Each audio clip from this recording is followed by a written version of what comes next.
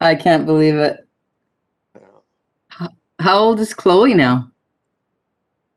No Chloe here. You're thinking of, No, at Maeve's house. I don't know. They're all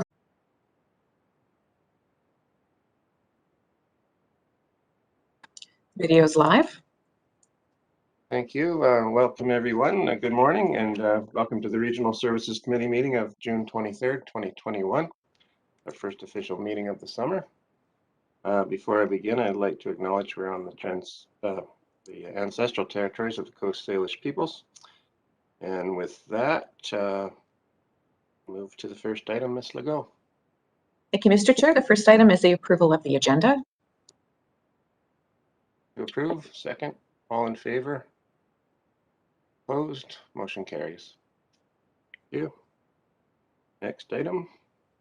The next item is the adoption of the minutes of the Regional Services Committee meeting of May 26th, 2021. Thank you. Moved and seconded.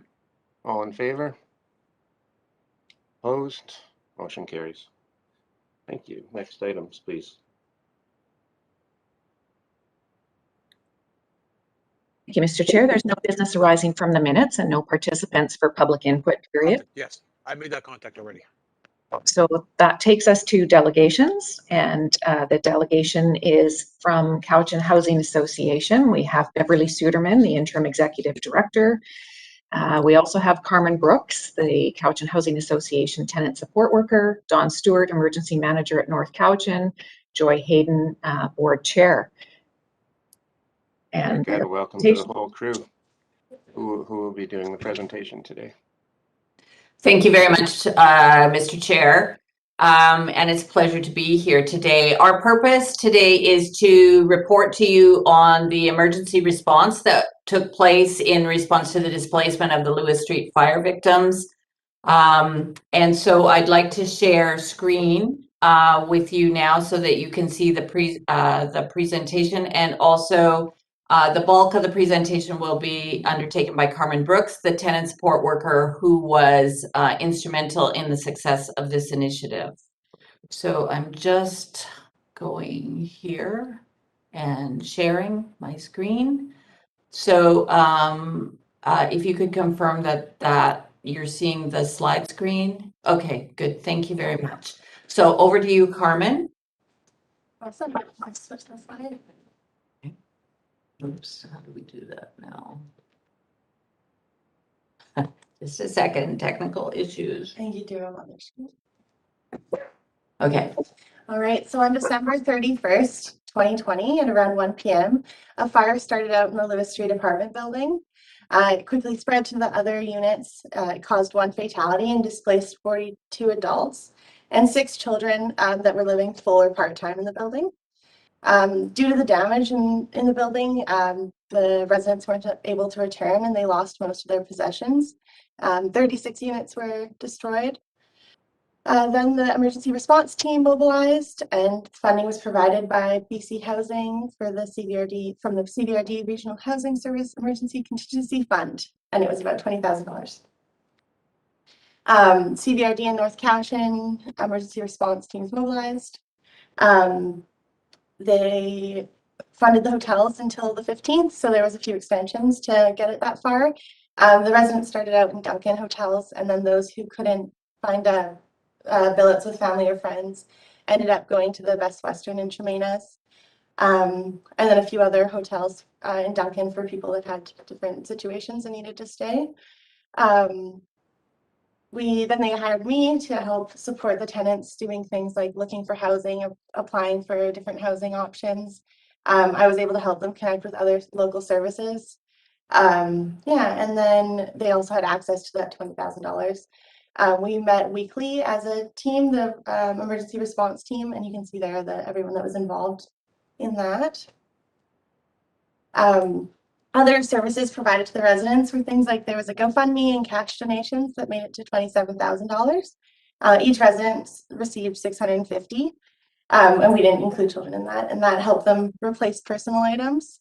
And then the Red Cross was able to help some residents with temporary hotel stays, medical equipment, replacement and loans. And then the Salvation Army and the New Life Church were instrumental in helping residents when they did find places to get new items to replace the things they lost. And we also had a retrieval process. So they extracted and cleaned items for each resident. It was about 1 box per person. Out of the residents, 22 of the residents received PWD, Persons with Disability Assistance, which with the shelter allowance is only $13.58. 4 residents were on just regular income assistance, $9.35. 4 were on pensions, and those were different between the people, but around $2,000 each. 24 were over 55. 18 had vehicles for transportation, and that's not necessarily that they owned a vehicle, they just had access to one. So sometimes it was a couple or 3 roommates that had 1 vehicle between them. And 15 identified as Indigenous. And like I said, there were 6 children. Some lived permanently in the building and some were just part-time. We had a lot of challenges. Lots of the people that lived in that building had lived there for a long time and had really low rents compared to the market rental right now.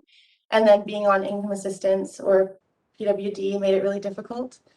Some of the market rentals that we found, so 3 roommates moved into a 2-bedroom for $2,400. All 3 are on PWD. So with hydro rent at $800 each, cell phones, car insurance, they each had about just under $300 a month just for everything else they would need: gas, food, clothing. And then another resident moved into a motel where he's paying $1,100 a month for a motel room. And with PWD, they only have about $200 a month for all their necessities, and they have to go to the food bank and really rely on other supports. There's also really low vacancy right now. I'd call a building and they would say for the 1 unit they had available, there was sometimes up to 100 phone calls and applications. So they are able to be really picky on who they let in to their buildings. So people, like some of our clients, had a really hard time winning over any landlords. The Lewis Street building was also pet friendly, which made it difficult to find pet friendly rentals. A few of our residents actually had to give up their animals. Then with COVID-19 and the fire, a lot of people lost their computers or cell phones or technology. And then some also just weren't able to use technology. So it made it really hard to not be able to go in person to look for housing. They had to do it all online, and it was a learning curve. There was also a few people that had to self-isolate, and then they were just stuck in the hotel for weeks at a time. And then with COVID, a lot of people had to stay in the hotel when they maybe normally would have been able to stay with family and friends. A lot of the residents felt discriminated against while looking for housing. The Lewis Street building had a reputation because of the location and also just the low incomes. It also had issues with bed bugs in the past, so that was an issue for people finding new housing. A lot of landlords said things like they would only rent to employed people, which discriminates against people with disabilities. And we also had some experiences of racism. For example, I went and met with the building owner. Or building manager. They were very nice to me. We had a great conversation. And then I brought an Indigenous client, and the mood completely shifted. It was like over. And it happened multiple times. So that was a big challenge for a lot of clients. And then also, they got the feeling that there's nothing that can be done about the discrimination because the building owner doesn't have to tell you why they're not choosing you. They don't have to say it's because of your disability. So that was challenging. Also, many of the tenants didn't have transportation, so it made it really difficult. I was driving them to viewings, but if there's multiple people viewing an apartment in the same day, it made it a real challenge. And then they also had to find housing within walking distance of essential services and or to transit as well. We had some successes though. 7 of the clients found subsidized units in BC Housing, which was amazing. Most of them, or all of them, were in Lakeford, and 5 were in the Oak Park building. Another 2 left the Cowichan Valley to find housing in Nanaimo and Victoria. And almost everybody at the beginning had wanted to stay in Duncan, but a lot had to leave. So 4 left the Duncan area to other areas in Cowichan Valley. So Lake Cowichan, Chemaina's, and then 14 found long-term rentals in Duncan. 2 are still in the hotels. It's funded by their insurance, so they have a bit more time to look for housing that's appropriate. 3 are still with family and friends. 6 remain in the hotel till the end date, and actually now that's changed. A few of them have found housing in there. That this has just been recently, the last 2 days. So we're working on plans for them, and 4 didn't engage with us at all. So.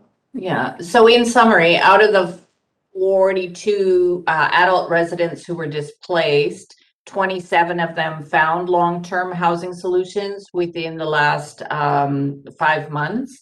And so that's a 64%, which given the current rental market, we think is a huge success story. 4 have found temporary rentals. 5 are staying with family or friends long-term while they continue to look for housing they can afford. 2 are still staying in hotels because their personal insurance is covering that. And 4, we don't know where they went. The total amount of funding that was available for this initiative, for this success story, was $64,000 plus. BC Housing contributed over $16,000, which is how we were able to have the tenant support worker to be able to provide support to these individuals. As mentioned earlier, the GoFundMe that was undertaken by community members resulted in a cash contribution of $27,000, which was distributed as individual payments to residents, $650 each. And then the CVRD's funding out of the Regional Affordable Housing Service from the Emergency Contingency Fund of $20,000. Those funds were used for damage deposits and other kinds of personal supports to the residents. And so here's just a little bit more detail about how that $20,000 was used. So first month's rent, damage deposits, moving trucks, laborers, transportation costs, while they're searching for a place, replacing necessities lost in the fire, and the retrieval of items, as Carmen mentioned. So in conclusion, the emergency contingency funding was instrumental in the success of the emergency response as part of an overall community effort. This was the first time that this funding had been used. And again, huge success in assisting the people affected by the Lewis Street fire. But with that said, there are a couple of saddening conclusions. For almost all of those people, the housing that they have now is not on par with what they had before. So many of them are moving down the spectrum, or they're in housing that is consuming significantly more than the recommended 30% of their budget. As Carmen indicated, there was the one case of $2,400, which left of per month rent, which was leaving each individual with only $300 a month for all their other expenses. And so they may have a better housing in terms of being newer or so on, but they are in a more vulnerable position financially because the cost of housing is so high. And then, of course, some residents had to leave the region in order to find housing. And lastly, this use of a tenant support worker really demonstrated the benefit of that service here in the region, because without that, we don't think that those people would have had nearly the success rate. Carmen got to know the community, the landlords, the areas where apartments were notified, and she provided so much compassionate support to those individuals who needed that help. And so that is the end of our little presentation, and we're happy to answer any questions if you have any. Thank you very much. Very informative. And we'll see if there's any questions from committee. Yes, Director Marsh.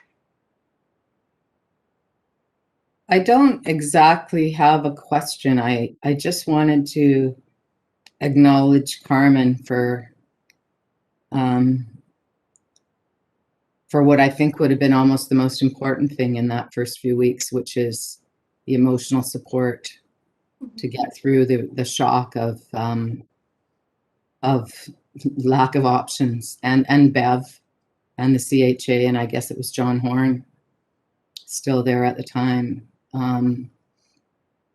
I guess my only question would be, Bev, do you have any idea if we're going to be able to get some senior level housing to build housing that only uses 30% of someone on income assistance housing? Because, you know, I live alone, and I'm spending about $400 a month on groceries now since COVID. Groceries have gone up so much. So it just feels like I'd feel awfully depressed if I was one of those folks. Yeah. It's really challenging to have to tell people, like, you have to go to the food bank now. You know, it's hard to be the person that tells them that. Because that's really their only option for a lot of them, unless they got into BC housing or had roommates. Yeah. So do you know if there's BC House anymore that's already allocated to come our way to build some more affordable housing? We do have a number of projects in the pipeline, all with the service that are coming up. So the Ladysmith Resources Community Association, we've been informed that they are breaking ground on that project, and so there will probably be official announcements about that starting in September. But it, you know, there will be a period of time for it to be finished, of course. And then the Duncan Housing Society, it was recently announced that their phase 1 is approved. So those negotiations with BC Housing are starting now. And so that will provide, just let me check here, 134 units, but primarily for seniors. The LRCA is 36 units. The Community Land Trust, we are expecting those 2 projects in North Cowichan to be moving ahead sometime very soon. So that would be another 114 or 115 units, somewhere in that line. But, you know, as Mayor Sebring, you know, referred somebody that was on his, I think, Facebook the other day, who was going to run out of housing in 9 days. Like, for the people who are in immediate housing need, this is not consoling for those of us that have a little bit more luxury in terms of having the housing in place already. We can feel gratified that these housing opportunities are coming up. So there are things in the pipeline, things are moving along, but it's slow and difficult for the people that are currently in a vulnerable housing situation. Could I have a quick follow-up, Mr. Chair? Well, I'll go to Director Nicholson next, and then we'll come back to you, Director Moore. Okay. Thank you. I really appreciate the update on this front. I am wondering about whether I'm sorry, my memory's like a sieve. I can't remember how we allocated funding out of the housing services function. So have we run out of emergency funding now for the rest of this year, or? I can answer that question. So because this is the first time it had been used, there was a buildup over 2 years for $20,000 on the emergency contingency fund. When the allocation comes the summer of 2021, there will be another $10,000 in that fund. Okay, thank you. Director Nicholson? Well, just to follow up, I don't imagine we have fires all the time. What other things do we rely on that fund for? It was primarily thought of for situations of sudden loss of housing, such as fires, floods, that sort of thing. So there is a policy, the Cowichan Housing Association has created a policy, because there's other kinds of emergency funds that we have available to help people who are in imminent loss of housing because something has happened in their situation, they can't pay the rent or they can't pay the hydro bill that month, we have different sources of funding for that. So Okay. we keep this funding for the kind of larger issues. Okay, thank you very much. Great, thank you. So I saw a lot of hands. I have Directors Sebring, Acton, Smith. Did I miss anyone? Michelle, okay, and Buzz. Great, go ahead, Director Sebring. Yeah, just a minor riff on what we heard a few minutes ago about the Willow Street and Sherman Road project. I spoke to the housing minister just yesterday, David Eby. We were on a conference call with Vancouver Island mayors and Josie Osborne, and I kind of put the plug in again, going, look, it's been 4 years, and we were told initially we were on the B list. How come we haven't been funded yet? We did everything you asked us to do. So his associate deputy minister is reaching out to my staff in the next day or so, and we hope to have some definitive answers on that thing fairly quickly. I just wanted to update the board. This is very much on the agenda, and we're still working on it. Great, thank you. So Director Acton. No? Okay, Director Smith? Thank you. It's always saddening to hear of loss. It doesn't matter if it's just a single house or a home, it's all that person's homes and possessions. One of the things I'm wondering is Cowichan Housing Association working with the province to come up with funding for low-come-in rental insurance so that their personal items can be covered and that they're able to have that situation in hand and feel that they have protection in giving them that ability to feel a little more in control of their life. Has that been something that's been pursued by Cowichan Housing Association? Not at this time, no. Our primary focus has been on actually creating housing, with the idea being that insurance would be then up to the person who was there. But certainly having insurance does reduce vulnerabilities. It's been our experience that many people who are economically vulnerable have higher priorities than insurance because they're living much more in the moment. They need to find the food for that day. So it's hard for them to think about buying insurance to do that. But I know that the value is there, and certainly Cowichan Tribes has purchased insurance for all of their elders and so on, because they see the value of exactly that. But we're not pursuing that at this time. Follow up. Director Smith? Follow up.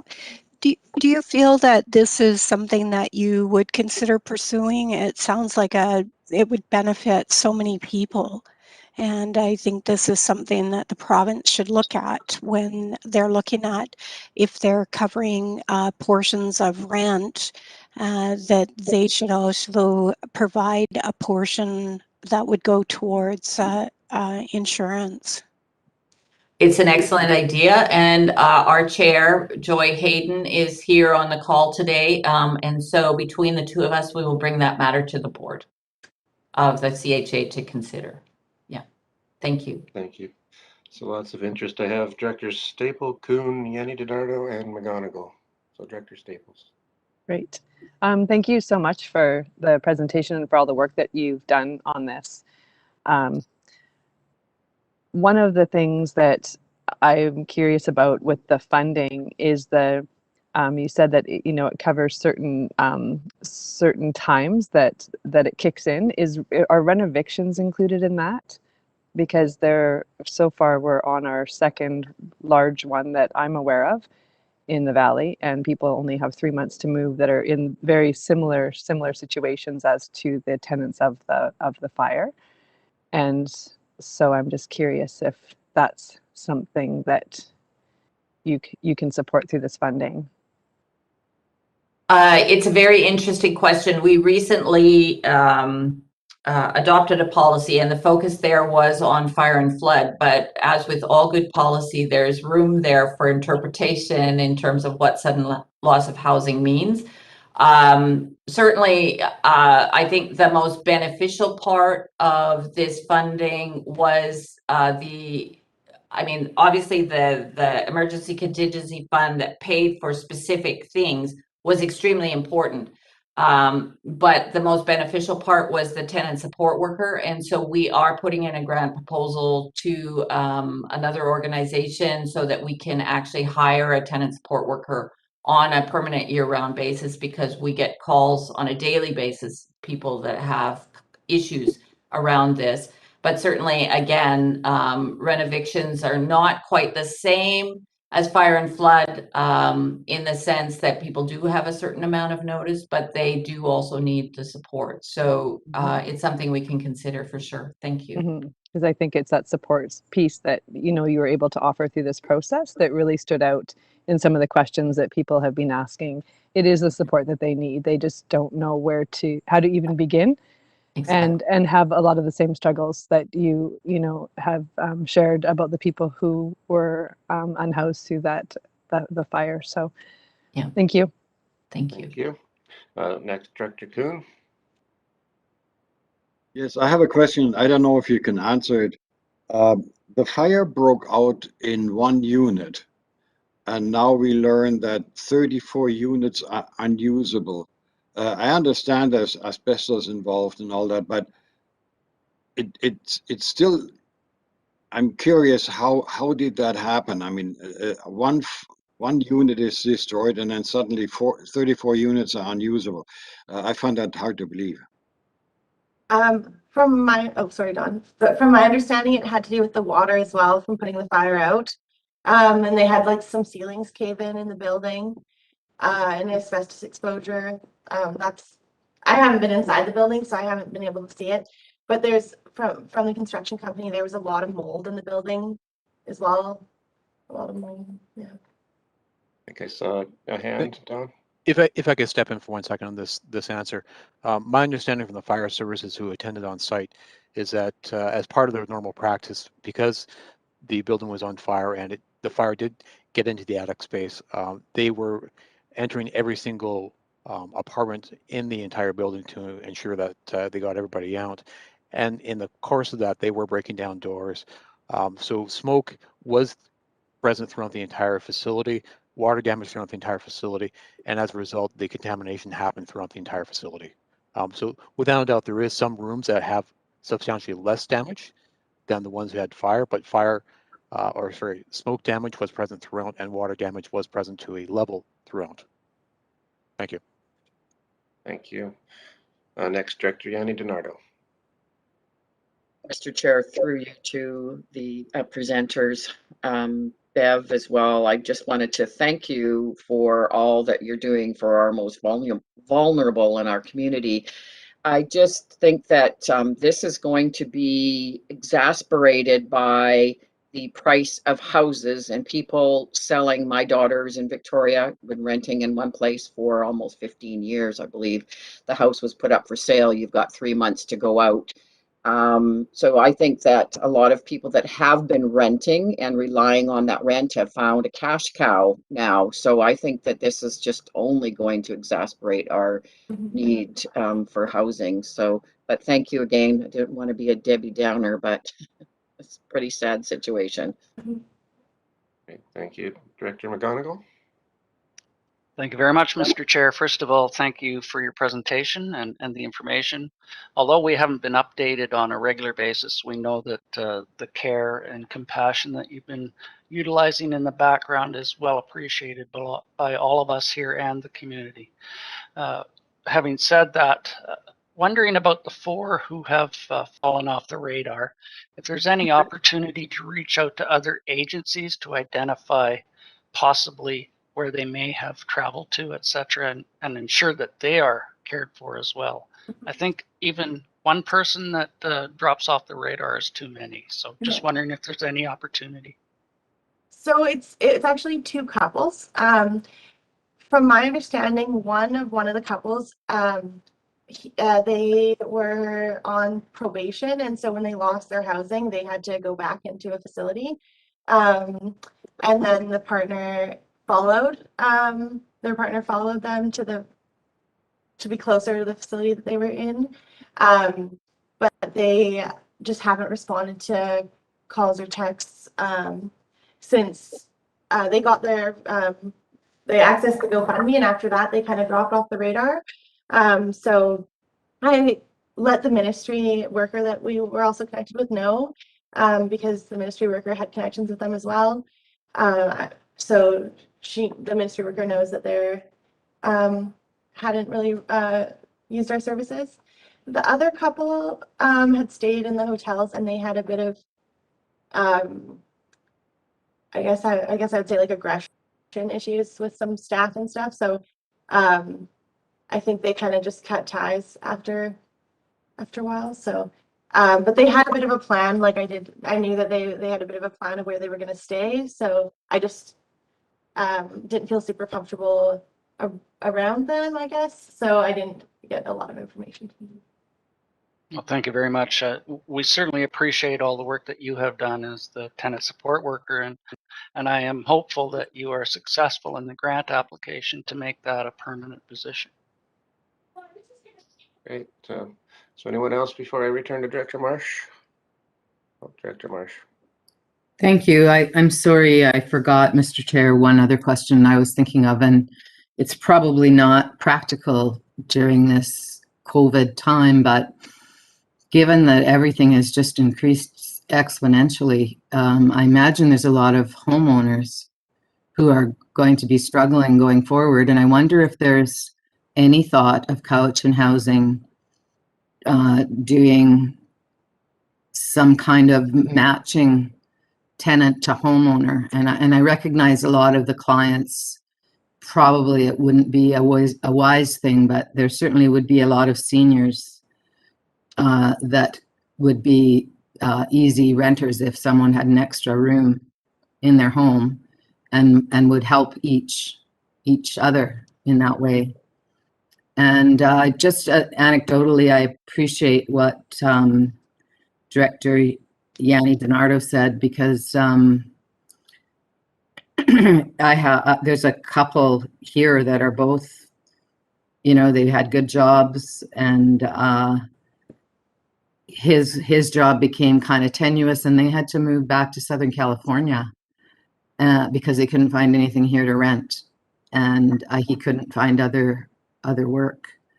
And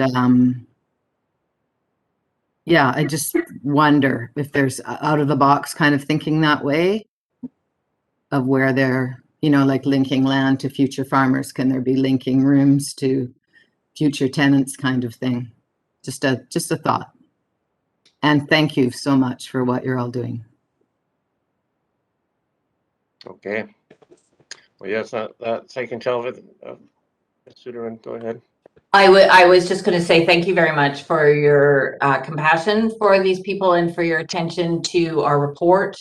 I'm hoping that we will be able to report to you again next month, specifically, more generally on the overall operations of the Cowichan Housing Association in the last fiscal year, and so on. So we really wanted to highlight this Lewis Street fire response and some of the challenges that it showcased for us. So that's why we're here today.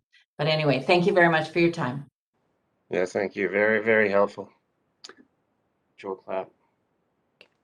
Thanks to you all. Okay, thank you. So Ms. Legault on the next item. Thank you, Mr. Chair. On to item R1, which is a report from the Economic Development Division on the Economic Development Cowichan update. And this is for information. Mr. O'Riordan is in the meeting to provide a presentation. Great. Welcome, Mr. O'Riordan. Thank you. I'm just going to share my screen here. Second.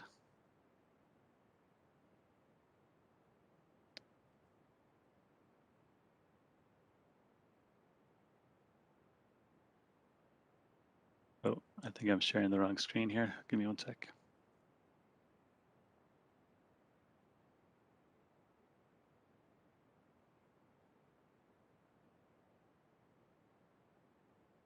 Are you seeing my presentation there? There it is, yeah. Great.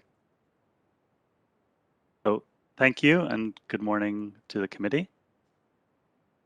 Here are the topics that we'll cover today. First, we'll recap on the context of the EDC work plan. Then next, we'll have a look at the broader economic landscape within the region. Then we'll have a look at the EDC activities.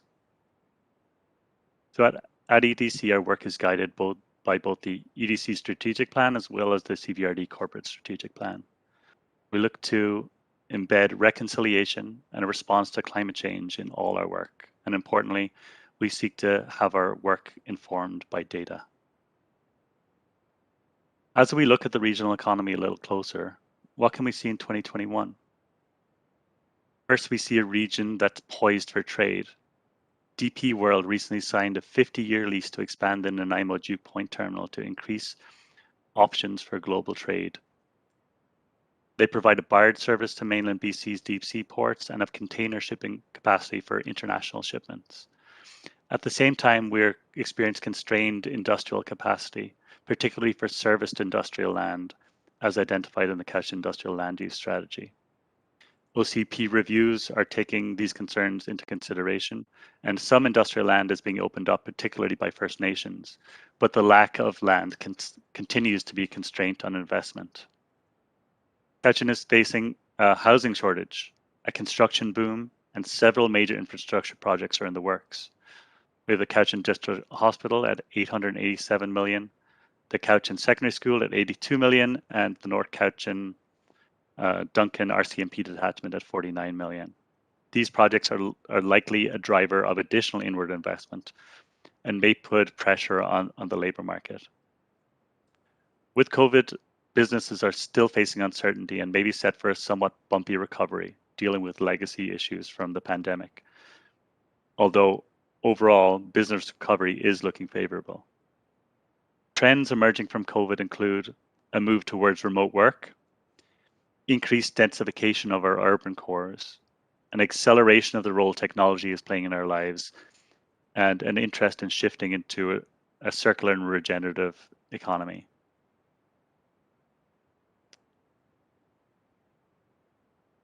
Second here, just my slide to move. There we go. This slide just serves to illustrate that Cowichan has a broadly diverse economy as well as a growing technology sector. On the left, you'll see how the total number of businesses in Cowichan has changed over the course of the pandemic. Overall, the numbers remain constant while there have been winners and losers. In terms of employment, we're doing better than 2020, but still lacking behind 2019. EI claims in Cowichan remain high, around 3,400 versus about 1,500 in 2019. And at the same time, there are reports of businesses having difficulty finding workers, especially for minimum wage jobs and service industry positions, as well as in the construction sector. Housing. Benchmark housing prices in Cowichan have seen significant increases, increasing almost 20% in 1 year, accelerating the regional housing crisis. The BC Real Estate Association reports that it would take approximately 2,500 new listings in the area to create a balanced housing market in the current conditions. They continue to advocate that we need to speed up the development process so that municipalities can expand supply to quickly meet demand. For a more comprehensive look at the regional economy, please refer to the Cowichan Recovery Dashboard, which is available on the EDC website. And I also encourage you to sign up to the EDC mailing list, which is on that website also. Moving into EDC activities. Next, we'll provide an overview of EDC activities as they relate to the EDC strategic plan. Firstly, business retention, expansion, and attraction, to which we add response, recovery, and resilience. Here, EDC continues to support a buy local campaign, which was initiated in 2020 by a group comprised of regional business support organizations. While this program is scaled back in 2021, with the partner organizations refocusing on their core work, the relationships built will be the enduring legacy of this project. Wrapping up in July is the Cowichan Food Innovation Program. Here, EDC partnered with Spring Activator to provide opportunities for existing food businesses to pivot and for new entrepreneurs to thrive within Cowichan. And what a fantastic group of entrepreneurs we have in Cowichan. Over the past year, EDC has been providing free licensing opportunities for Cowichan businesses to use the Island Good brand run through VIA. On industrial land, EDC has been working behind the scenes to support investment decisions around the use of industrial land within the region, and also contributing to OCP processes. Earlier this year, EDC partnered with Project Zero and the Duncan Cowichan Chamber of Commerce to host a very successful circular economy lunch and learn. Based on the success of this, more activities are being planned for the fall. EDC is also supporting inward investment into the region, for example, by hosting a virtual tour of Cowichan to BC USA trade investment reps in May. Within agriculture, following up on the food processing feasibility study that was completed in early 2020. In late 2020, the dream of a Cowichan food hub came solidified when the province supported a CVRD application for $750,000 in funding. This funding will now be used by the Cowichan Green community to build a Cowichan food hub. So this project has been 10 years in the making and is a huge success for the region once it's built. The CVRD has been supporting the BC Land Match program since 2018, as recently, thanks to the board, renewed that commitment for additional 3 years. EDC staff is sitting on the BC Climate and Agriculture Initiative Vancouver Island's Oversight Committee, and the CVRD has confirmed funding to support crop trials through this project on Vancouver Island, which will take place over the next 2 years, and we're also sitting on those committees. We continue to support the Island Ag Show, which was postponed in 2021, but we're hopeful that it will return in 2022. Speaking of the Ag Show, in 2020, workshops were held at the show to better understand the potential contributions of cannabis to agriculture. This was a very successful workshops and created a lot of dialogue around the whole province. This year, EDC is digging a little bit deeper and looking to better understand the role that cannabis, both the legal and grey market, is playing in the local region. Looking forward, EDC is looking to embark on the first steps of a Cowichan food security strategy in 2022. Moving on to tech, EDC continues to act on the recommendations coming out of the Cowichan Tech Strategy. In 2020, we promoted the Innovation Island Initiative, DER3, which supported companies wanting to move into the digital economy. Last November, we hosted a speaker workshop series called Cowichan Talks Tech to support innovation within tech companies and to provide a glimpse of where tech is taking us in the years to come to the broader community. Tech jobs are well paid. To support local employment in the sector, EDC has been working with VIU, ST79, Cowichan Tribes, and industry to develop a Made in Cowichan approach to tech training curriculum. So this curriculum is just being finalized as we speak. Recognizing tech sector development in some cases best done on a Vancouver Island scale, this year we're collaborating with other region on the phase 2 of a Vancouver Island tech attraction project called techisland.io to attract global tech companies to Vancouver Island. Of course, key to having a tech-enabled society is having accessible high-speed internet. EDC is gearing up to undertake a Cowichan connectivity strategy in 2021 to help build a roadmap for better connectivity in the region. And looking forward, we'll continue to support tech innovation in Cowichan. On film, the Cowichan Film Coordinator continues to work to attract film productions to the island and to provide a seamless service for productions filming here. The film industry continues to play an important economic development role, with productions still taking place safely during the pandemic. This past year, some notable productions included Resident Alien in Ladysmith and Super Pups in Duncan. And more productions are planned for later this year. This summer, EDC is looking to update our Cowichan image bank, including developing assets of our villages and towns so that we can try to drive film across the region. Malahat Nation continue to work towards the development of an ambitious project, the Malahat Film Studio Complex. This project is progressing now at a feasibility study stage, and if built, the studio complex would become a major economic driver for the region. As for tourism, with BC entering phase 2 of the BC Restart Plan, tourism opportunities are opening up in the region. The industry is looking to recover. EDC continues to sit on the board of Tourism Cowichan, and Tourism Cowichan is now being supported by Tourism Vancouver Island to deliver tourism services within the region.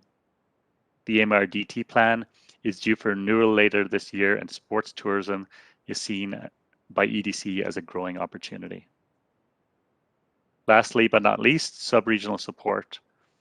We recognize that towns and village cores have been impacted in different ways by COVID, and that the recovery is key to regional economic vitality, as well as a response to climate change. Think densification. Economic Development Cowichan was successful in the grant application through the Island Coastal Economic Trust Rural Business and Community Recovery Program to support the hiring of a part-time economic development analyst for 1 year.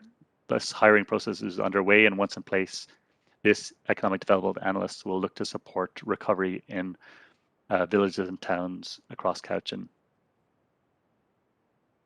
And that is it for an update. I welcome any questions that you have, and I'll take down my slide right now. Thank you.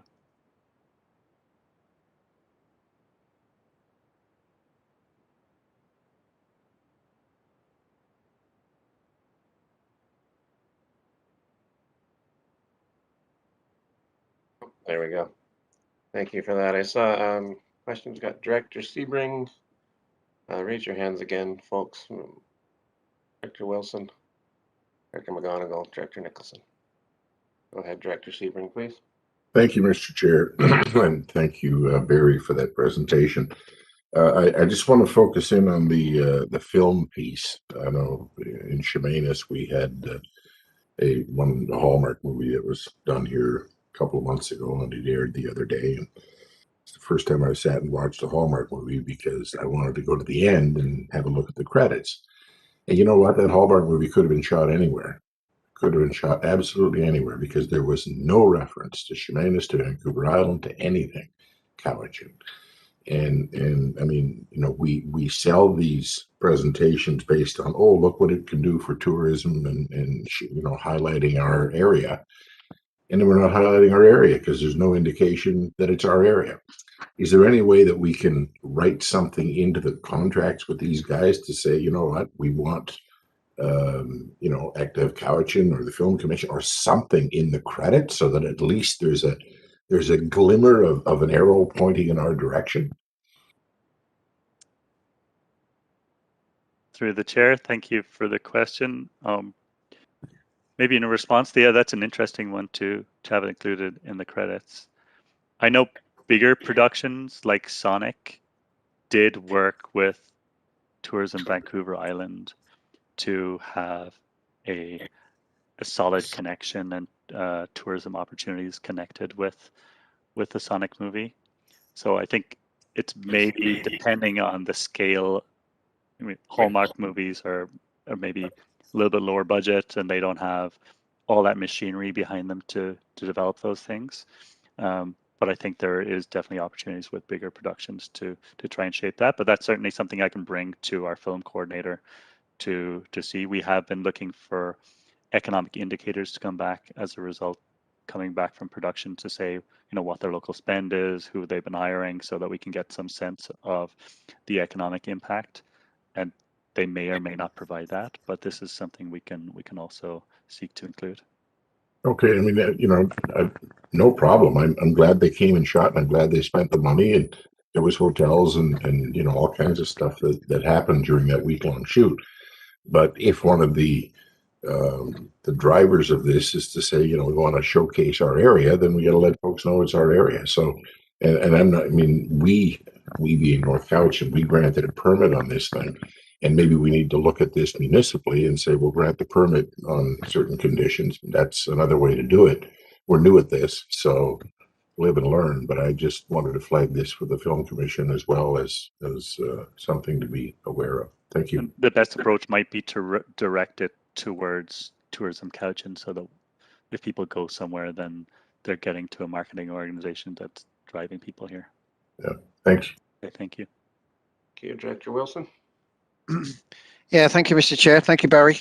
The connectivity situation seems to be one of the most important ones, because there are a lot of people. I mean, looking at Alison Nicholson there, where she has to come down to various places just so she can get a decent connection. And in most cases, certainly down here in the south, there seems to be only a single provider for endpoint users, and that's Shaw. So there's no real choice. Has there been any outreach to the other major providers, such as TELUS, to expand their infrastructure? I know the backbones are in place, but they're very reluctant to actually expand into the door-to-door stuff. I would love to have the choice. At the moment, I don't. So have you reached out to TELUS or anyone like that to expand their infrastructure to the more remote regions? Through the chair. Thanks for the question. So we have had some initial conversations with a few of the ISPs, but we haven't had those detailed discussions yet. A lot of this work will be through the connectivity strategy. The focus, what I can tell you right now is the focus is, one, connectivity is complex. So we're, every conversation we have with an ISP is getting us deeper into understanding the processes. The next step for us is to look at the mapping, the current mapping of what connectivity looks like in the region. And that mapping has been provided by the ISPs themselves to say, hey, I do great service here, and I have good service here and not so great service here. That mapping is the federal mapping where you can get grant applications to improve connectivity to those areas that don't have good connectivity. But we need to validate that. So we need to go out to households to go, okay, run a speed test, tell us who your provider is, what are you paying, all these things, so we can first understand what the actual landscape looks like, because we still don't know that, because it's based on what the ISPs are saying rather than what's on the ground. And from there, we will be looking to work with consultants once we get grant funding to dig deeper and have those more in-depth conversations as to filling those needs. And then the conversations can also go towards, where your future anticipated moves in terms of expanding service, etc. Yeah, follow up, please, Mr. Chair. Yes. Yeah, and basically what I'm trying to say is, are you behind them and pushing and saying, look, guys, you got to do better? Because basically that's what I'd be doing if I was trying to get services provided to the people who need them. Basically, are you pushing them still? Mr. Reardon. Thank you. So as I was saying, the starting point is to try and drive improved connectivities to those areas that do not have connectivity, and that will be the initial focus. And we have had initial conversations with the ISPs, but those conversations will be ongoing. In terms of pushing them, the push is to create an effective business model for them to want to invest. So that's either align with grant funding, community support, to make the business model make sense in the areas where currently doesn't make sense. Provide densification in areas where it is, to allow for appropriate technologies, etc. So that, in terms of pushing, that's where their decisions are made. We can show them where the gaps are, but we can't force them to undertake them, but we can support them in filling those gaps. Thank you. So Director McGonigal next, and then Nicholson, Stone, Marsh, and Yanni DiNardo. And Great, thank you very much, Mr. Martha. Chair. Oh, sorry. Yeah, go ahead. Sorry to interrupt. Thank you, Mr. Reardon. Very interesting slides that you provided for us. More of an observation than a question, but if you feel like you can have some input, please do. You spoke near the end about the reopening plan, stage 2, 3, and 4, as we move forward and the tourism sector opens up. And then previously you spoke of the lack of employees within not only that industry, but the food service industry.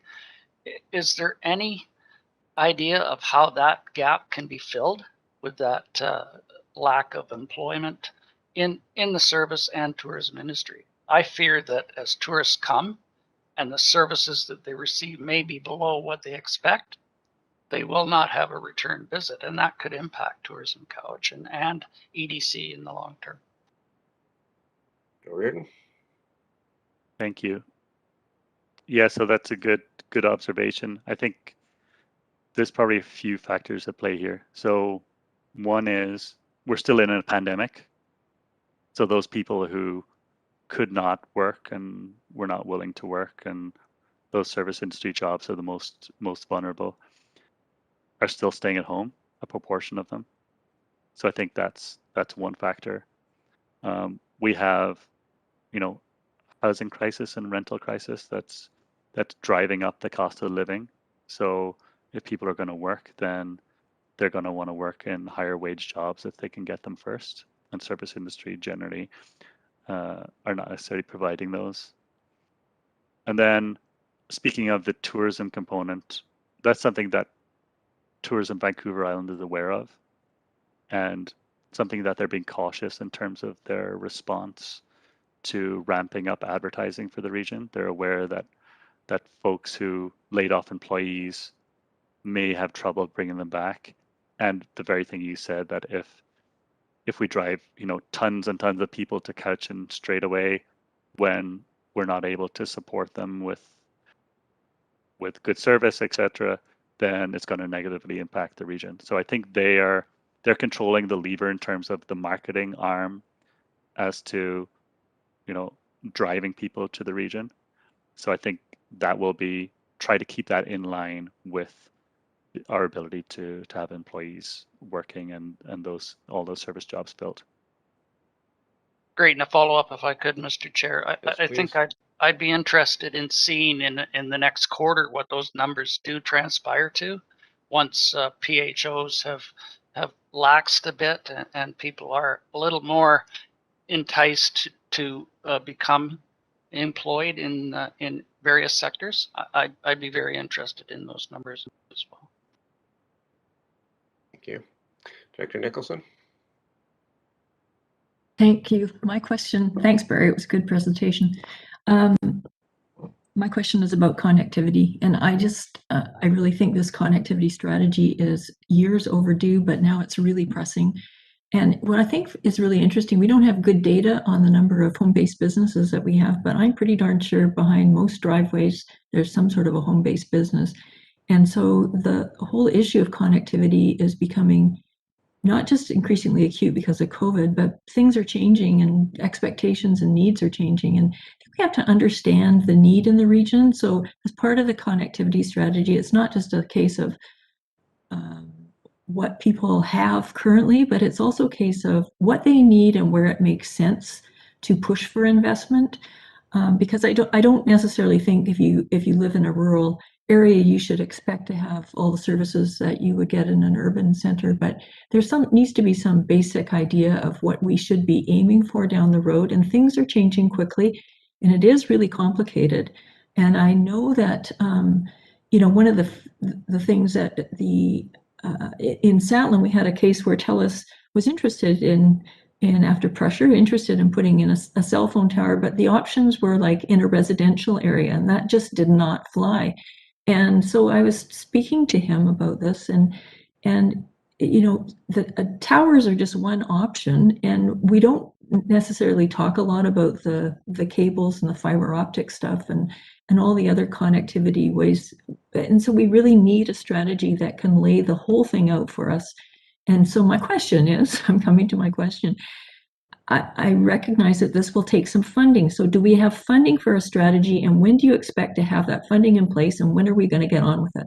Thank you. Thank you, through the chair. So yeah, lots of great points there. And in terms of, I'll get straight to the funding. The funding, we have 15,000 in our budget, and we're looking to leverage an additional 45,000, 30,000 through the Island Coastal Economic Trust, and 15,000 through the Northern Development Initiative Trust. So those applications will be going in over the summer, and we're hoping to get going in the early fall and have it completed hopefully by February 2022. I'd like to follow up. So if we are unsuccessful at getting funding for this, I think the board should be thinking hard about finding the funds next year just to get going on it from the economic development function. Thank you. Thank you. So Director Stone?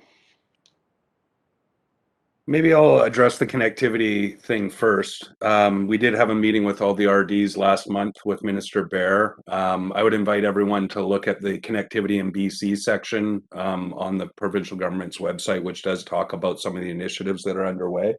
The last mile one is always the toughest because there is such a saturation of high-speed connectivity in most communities. 94% of all households in BC have access to 50 down, 10 up internet speeds. Only 40% of rural communities in BC, though, so we're talking about usually the north and the more rural communities on the coast have access to that internet speed. So the focus of the federal and provincial governments has been mainly those unserviced areas, that 60% of rural BC land base that doesn't have access to that kind of high-speed connectivity. And also on Indigenous communities, I think it's just under that amount of 38%. But the point of the meeting with Minister Bear and Minister Osborne was to talk about the need and how acute it is, and the provincial government is aware of it. I'm quite positive about our opportunity to get funding to participate in these initiatives. There were a lot of regional districts and the more developed regional districts in the province that did talk about the challenge, mainly with last mile connectivity and also around competition for service. A lot of the telco providers, they are private businesses essentially, and are regulated, but also do have business goals in mind. So they're also looking to the federal and provincial government to help fund a last mile strategy. So without getting into too much detail for what should be a shorter discussion, that stuff is underway. And if you do search connectivity in BC, there is a provincial government website with some updates there. And there have been some recent funding announcements for more of the acute service areas to get high-speed internet in there. I do know in having discussions with the connectivity providers, mainly Shaw and TELUS, a lot of the cabling is connected with mobility, with mobile data. So fiber optic now seems to be tied to 5G deployment. If you're willing to accept 5G, they'll put fiber in the entire neighborhood, that sort of thing. But that work is underway, but it is quite acute. So no argument there, but there is a lot of active conversations regarding it. So it's definitely not on the side burner. It's on the front burner for the province and the federal government, and the funding they're putting out there speaks to that. On the film piece, Mayor Sebring and others had mentioned it.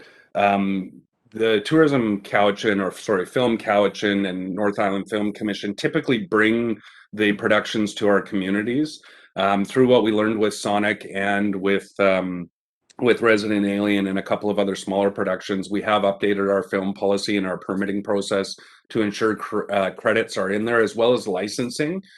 So for example, with Sonic, we received license to use Sonic imagery, et cetera, in promotions for the community. That's how we did the Tourism Cowichan and Tourism Vancouver Island tie-in with the movie launch. And also have updated our film policies so that when we provide permitting, that those opportunities are connected with the provision of the permit. So the function of the film commissions is usually to bring the productions to the local governments, and it is really up to the local governments to negotiate the licensing. But I will note that when you see the bigger ones like the Georgia Peach on a lot of productions at the end says Georgia Film, they're actively being financially supported in those cases by those film commissions. So the film commissions actually contribute financially to the productions, either through tax breaks or other incentives, including in some cases, as with Georgia Film, actually investing in the films as a partner. So to get the big splash, you generally need to put local government or government money.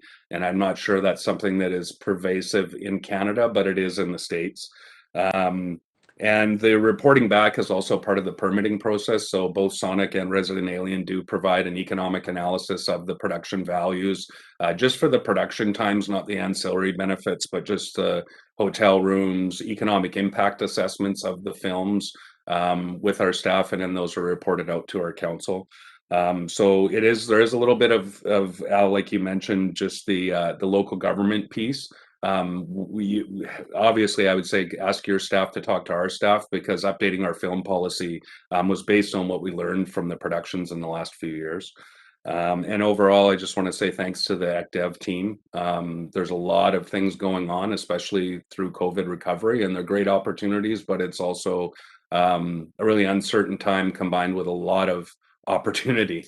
And as was highlighted in the presentation, the growth, I think, here, especially on the island, will probably exceed what a previous expectation would have looked like, but the employment is still a challenge. As a business owner, we have 3 unfilled positions for a number of months, and the main challenge is being able to afford housing for those employees that apply. So even though we're willing as a business to pay well, higher than, say, the market average, what was a livable income a couple of years ago, we are finding employees saying the closest rental they could find was in Parksville, for example, and wanting to work in Ladysmith. That kind of a commute each day almost makes it impossible. And right now, most of our employees are already housed in the region, so that's not a concern, but we're having difficulty hiring as well. So that's all. Thank you. Thank you for that, Director Stone. I don't think there's a question in there. So I have 3 more directors: Marsh, Yanni DiNardo, and Morrison. Director Marsh and Director Toporowski. Thank you. Thank you, Chair Salmon, and thank you very much, Barry, for a really comprehensive report. I think I heard you say that there's a lot of construction, but not enough tradespeople. Is that correct? Through the chair, yes, there's definitely a shortage of construction workers. Talking to Work BC, they said any client who's a construction company basically said, yeah, we need people, we can't get them.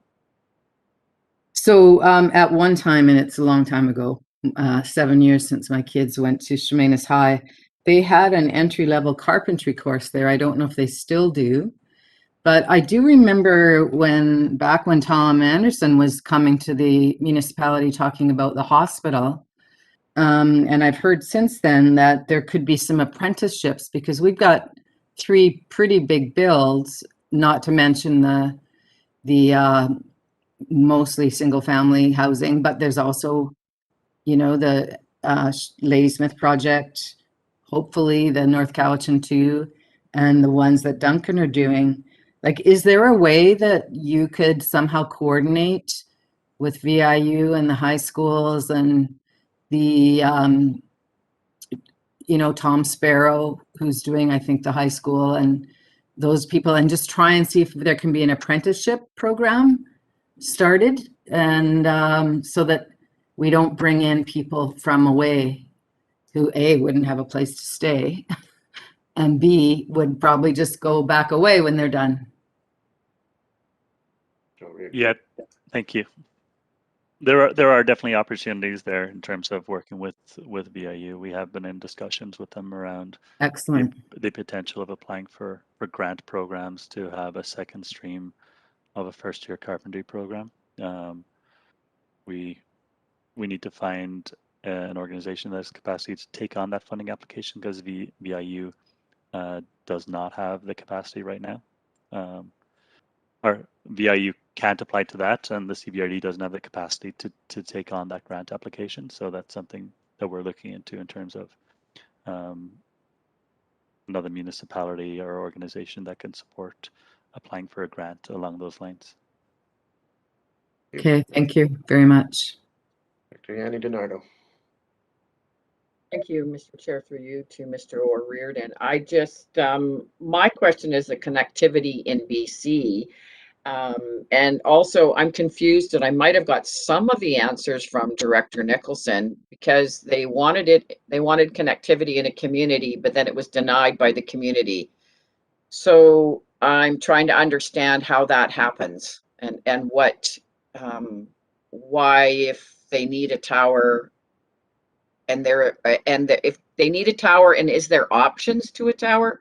I'm not sure you can answer that, but I'm confused. Through the chair, I'm not sure of that specific example, but I do know there, in terms of the federal infrastructure funding, a ISP can apply for grant funding to provide connectivity. They can be given that funding, but that funding might be dependent on the community creating a local area service, for example, are approving a permit to have a cell tower in their area. And if the community doesn't say yes to whichever one of those options is needed to get the application forward, then it won't go ahead. So I think it's important to, that's one of the important parts of looking at connectivity, is to go, okay, what does the community want? What are they willing to pay for it? So let's say they don't want a 5G, or they don't want a cell tower in their neighborhood, and they are willing to spend to create a service to fund that, then they have an option. But if they want it for free, and because cell towers are much cheaper to build than fiber optic cables, then they're out of luck. So there are choices to be made. It's that balance of, what do you want? What are you willing to accept? Do you want to pay for it, or you don't want to pay for it? And that's going to be part of the decision-making process. Thank you. Two more, Director Morrison.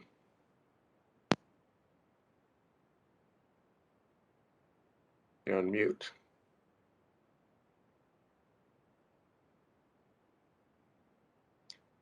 Still can't hear you, Director Morrison.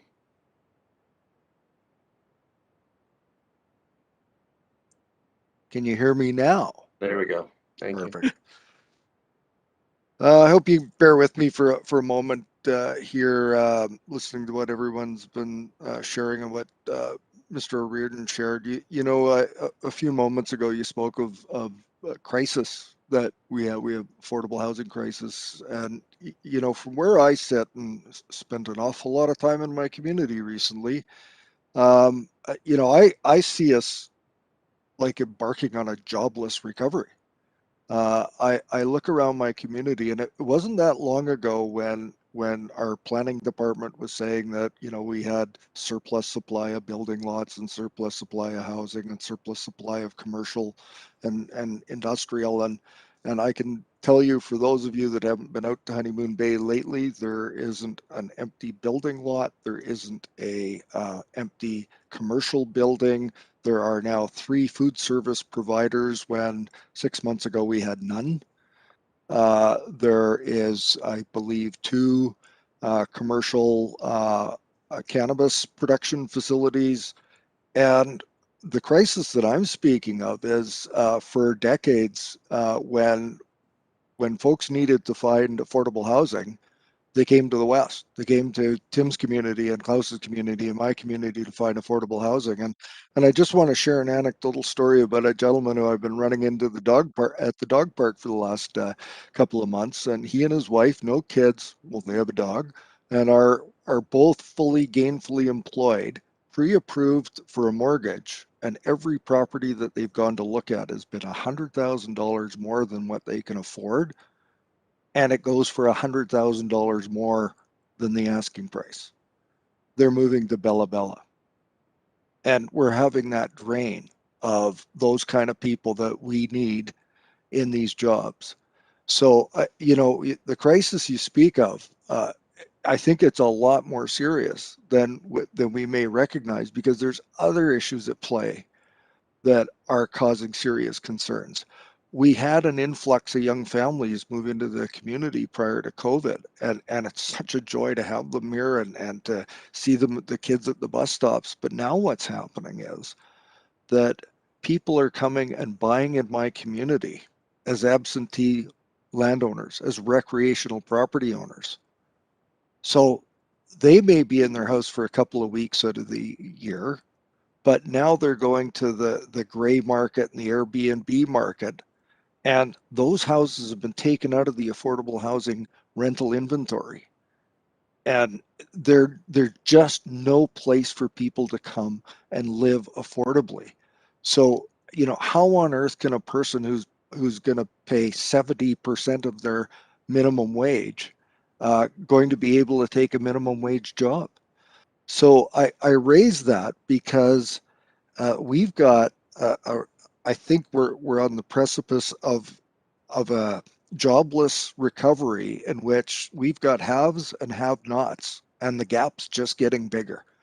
If you're lucky enough to have a house and be able to pay your mortgage, you'll be okay. But to get into the housing market, or like just about forget getting into the rental market, um, we're going to have challenges with people coming and wanting to do business or to work in our community. When we go to build this hospital, we're going to have to import workers. We can't train and house enough to work on the hospital in these major projects.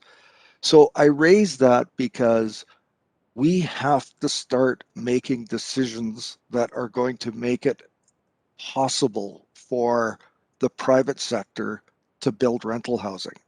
We're going to have to make it desirable and profitable for the private sector to come in and start to do some of those things that we can only build so many affordable housing through senior government or senior orders of government funding.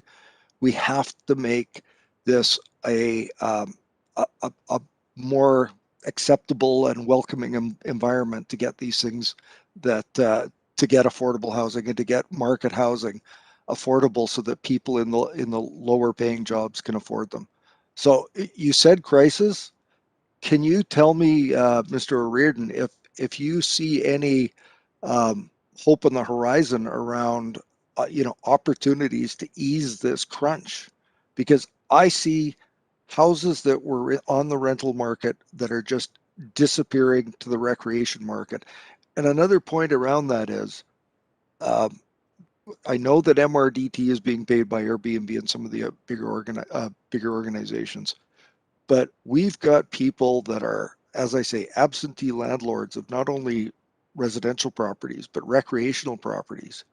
They're in the Airbnb market contrary to zoning, and that money is just leaving our communities. So it's adding insult to injury. So have you got any news or any direction that you can provide us internally within our organization as to how we can begin to address what's essentially a housing shortage problem? Mr. O'Riordan?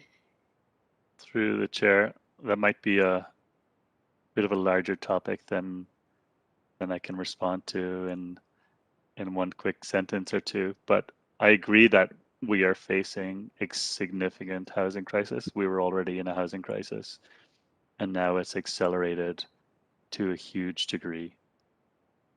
So I think, you know, those who are looking for, if you look on any rental housing space and try to find it, you've got people begging for housing. Like and I think, you know, we need to wake up to that on a significant level, you know, municipalities and regional districts, and we need to act on it. That's, you know, my personal feeling on it. What can my office do? We can do little bits, but I think, you know, it's something that needs, you know, focused and deliberate attention if we're going to respond to it, and it needs to be a top priority for the board if we are going to respond to it, given, you know, the connections between between, you know, people's human rights for housing, as well as employment options, et cetera, et cetera. So I think, yeah, it's something that we probably need to do a bit more work on. Not a bit more work, a lot more work. Thank you. Okay, thank you. Ms. Churro? Thank you, Mr. Chair. Yeah, I just wanted to sort of bring to the board's attention that the senior government tax policy could have some bearing on what's happening in the Cowichan. So Cowichan is situated between two regions, or two taxable regions, under the speculation and vacancy tax, that being Nanaimo and the capital region. So, you know, having that combination of no speculation and vacancy tax coupled with being a very attractive place to live could be a major contributor. But again, that's senior government policy and perhaps just something for the board to consider in terms of, you know, potential advocacy. Thank you. Okay, so we're carrying on. I don't know, do people, okay, Director Nicholson, I see you. I have 3 more on my list if I include, so I don't know, would we like a break now? I see nodding. Okay, why don't we take a 10-minute and then we'll continue this at 11:02. Yep.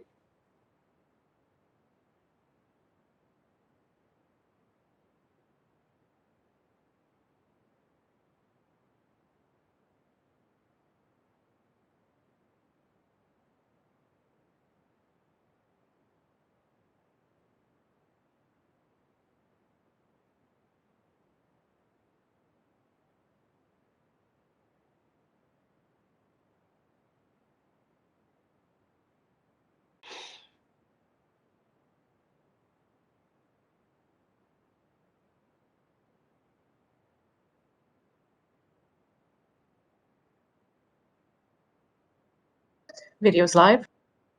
Okay, thank you. So welcome back, everyone. So lots of interest in Mr. O'Riordan's ECDEV session. I have 3 more speakers, Director Toporowski, Martman, and Nicholson. Anyone else? Director Smith? Okay. Go ahead, Director Toporowski. Thank you, Chair. Thank you, Mr. O'Riordan, for your update. Before I ask my question, I think there was something that Councillor Marsh had brought up about trying to find people to fill positions. And I know within Cowichan Tribes, we talked about this when we heard about CVRDs, you know, I think a projection of how many people would be retiring in the Cowichan Valley. And so I was just wondering, I know VIU started the welding course, which was really successful for our First Nations youth. My nephew took advantage of that, enrolling in that course, and he's did the welding course and finished it, completed it, and got the upgrades and went into receiving his Red Seal ticket last year. So I know there are a few that did graduate from that program with him. It was a really successful program, and VIU had some other initiatives as well there. So I'm not sure what you're looking for, but I know there is a lot of a young population of our First Nations community that, you know, that's the opportunity we were looking for retirement. And I think it was easier for like the, I can't remember what it was, Doman's Mill in Cowichan Bay, took a few students there, did some work experience, and, you know, had shown them around. And CSETS is another one through Hiat Laylam, House of Friendship. They have a work program through there, carpentry. So there are some initiatives out there where there's some training going on. It's just connecting people together. I think that's the other thing. The other thing I wanted to share was my niece, when she applied to work at McDonald's, she went to her interview and she felt really bad because she didn't, you know, she thought she failed. So my coworker wrote her a reference letter and asked for the manager to do another interview. She has now become the shift manager at McDonald's, and she moved to Victoria, and, you know, it's just a successful, you know, thing of looking at our First Nations neighbors looking for work they have housing here. Some of them don't, but some of them are due to, again, not having the affordability of having a job. But I think, you know, tapping into that resource in our area would be beneficial for everyone. So saying that, I will I will say they asked her to go back to Victoria because she went to Victoria as a manager there too, but they miss her there, so she's in high demand now. So she's quite happy. So my question was, and I'm sorry for being late, but I think I missed the slide previous to the one that you were on when I logged in. And on that slide, it talked about embedding reconciliation.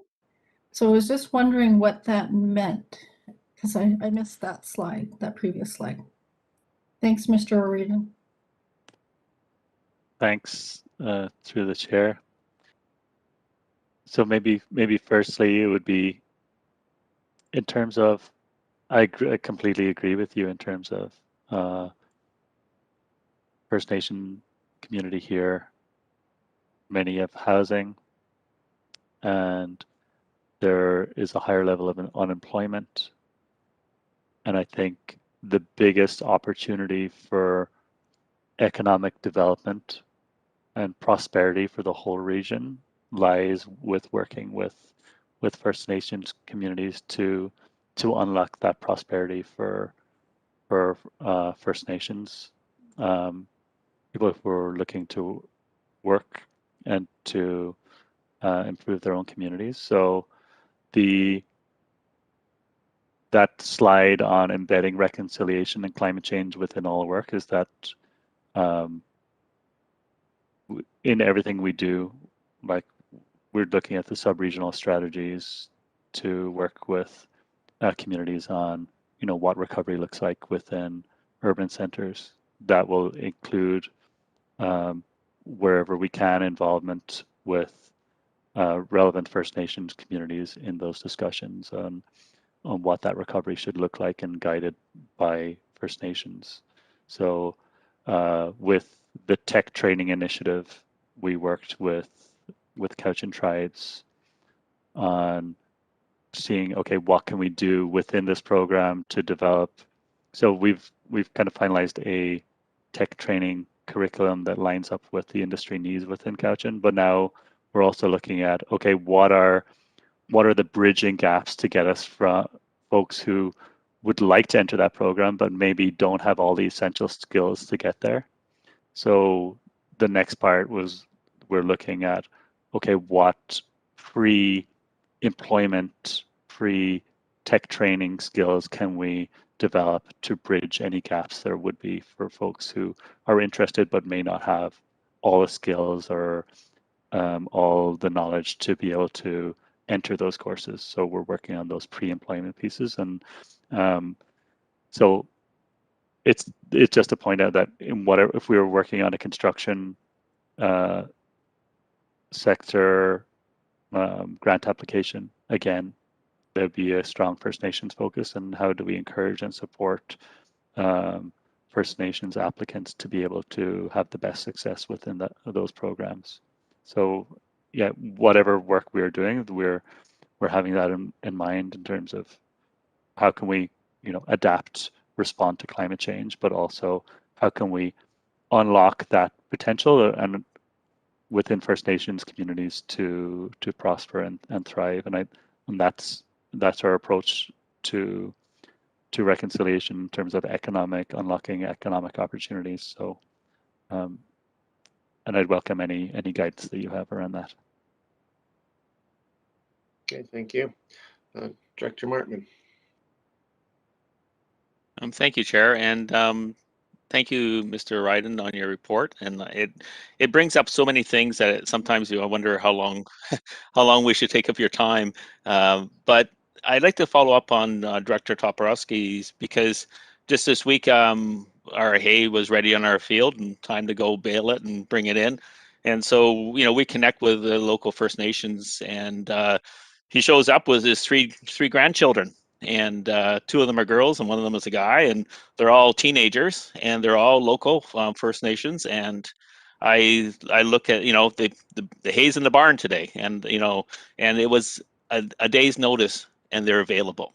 You know, they want to work, and haying is not an easy job, and so, you know, it's you know, those, I just think about the opportunity there, and the opportunity within Area H, because I read in the report, and on your slide you mentioned about business recovery support for villages and towns.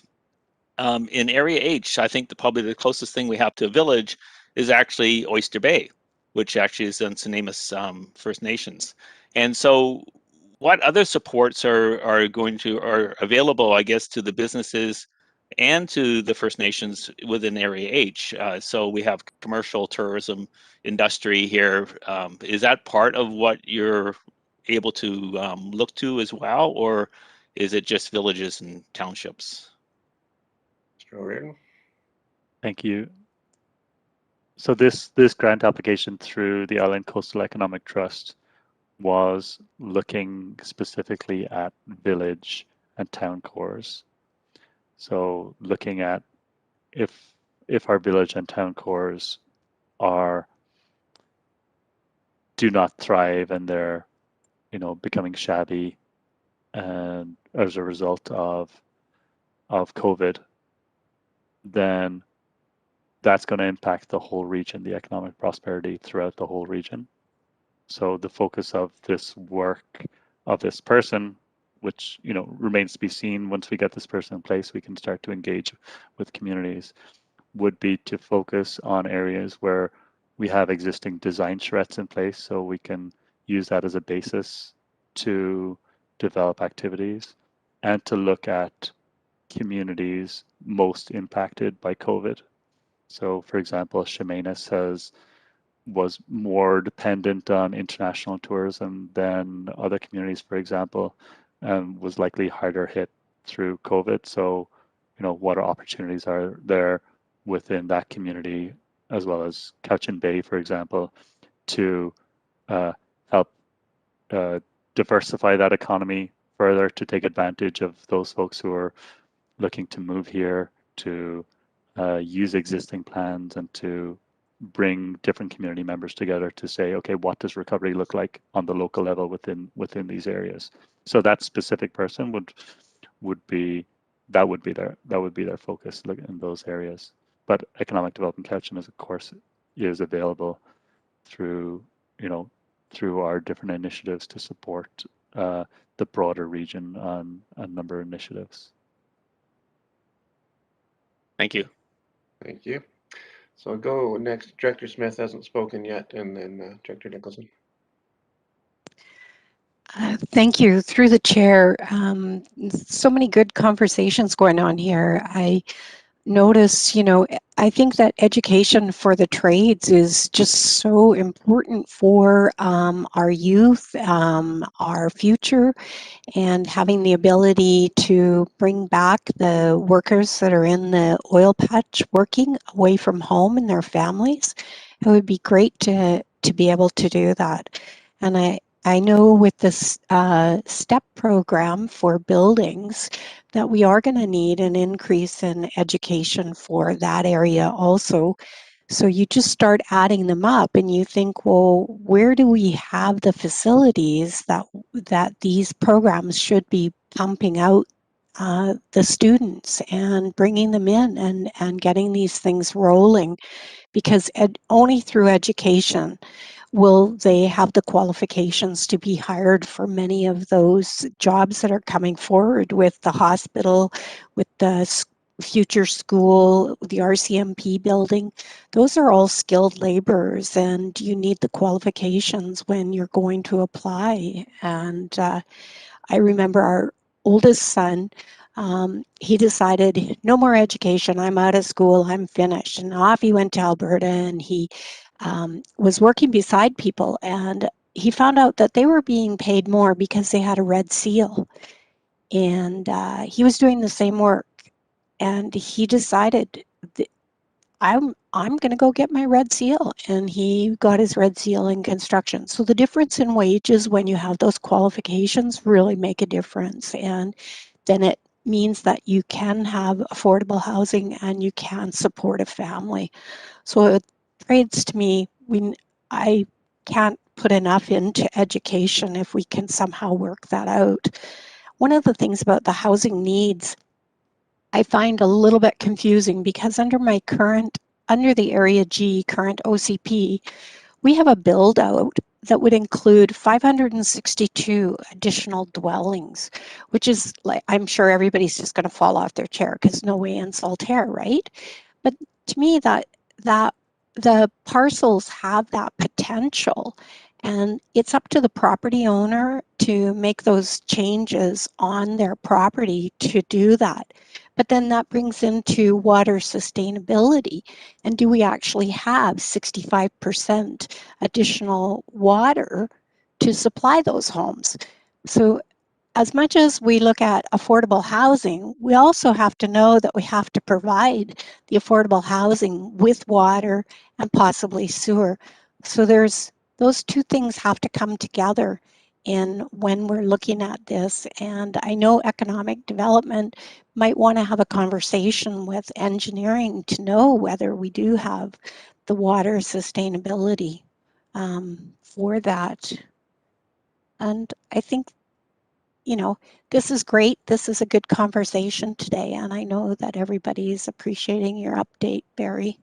And as for connectivity, I'm also one of the ones that struggled with connectivity, and I appreciate the additional support that I've had from the CVRD staff. It's really meant a big push to not be sitting here frozen and unable to participate. Thank you. Thank you. Thank you, Director Smith. So, Mr. Reardon, did you have comments or you? No, okay. So last on my list, Director Nicholson. Ms. Cheryl said something interesting, but it slipped my mind. I'm gapping right now, but I wanted to follow up on that. So maybe could she reiterate what she said about the advocacy need that's required? I think it was about we're in the middle zone that doesn't have the speculation tax and Oh, right. It was the tax thing. Yeah, that has occurred to me before. And I really am wondering I'm wondering two things. Every year we have AVICC and UBCM resolutions come up, and we don't keep a running list of these ideas that are strictly advocacy. That would be really helpful, because I think I thought about this one last year, and again, we're in the process of putting together resolutions for UBCM and AVICC, and we're missing the deadline on this one. And I think this one is probably a really important one to take a look at. So I'm wondering how to move that forward now so we don't miss the next opportunity we have to go forward with this. Yeah, I guess that's where I'm coming from.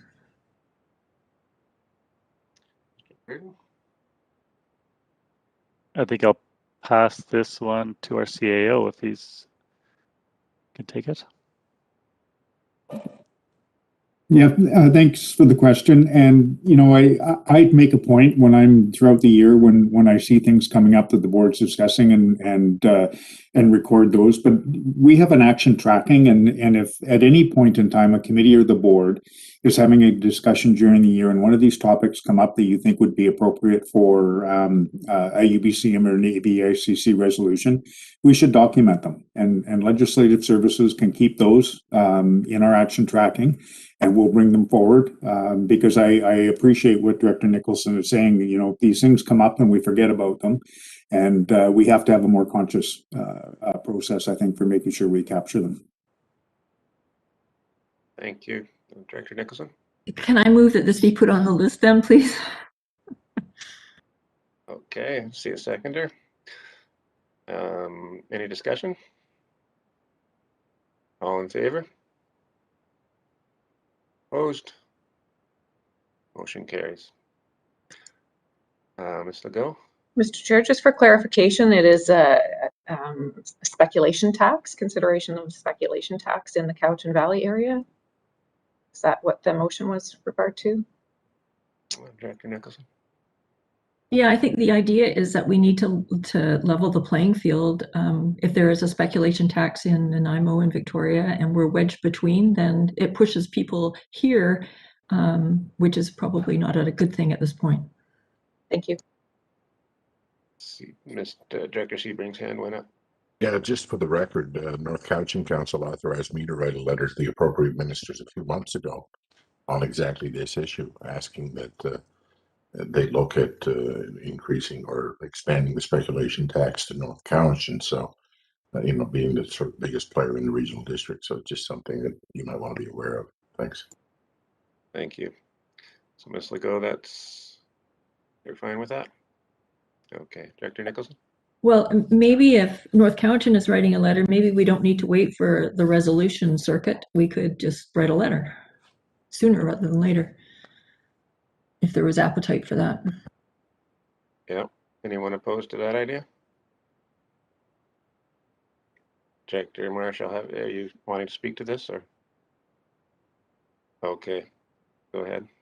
I think that something that North Cowichan's talked about and is planning to do, given how easy it is now to get a direct appointment, potentially, because we don't have to all travel, that we could get the chair and all the mayors in the region and the CAOs to arrange a meeting anytime over the next few months with the pertinent ministries and talk about this rather than letters. Letters, I've really never noticed a whole lot of positive answers to letters.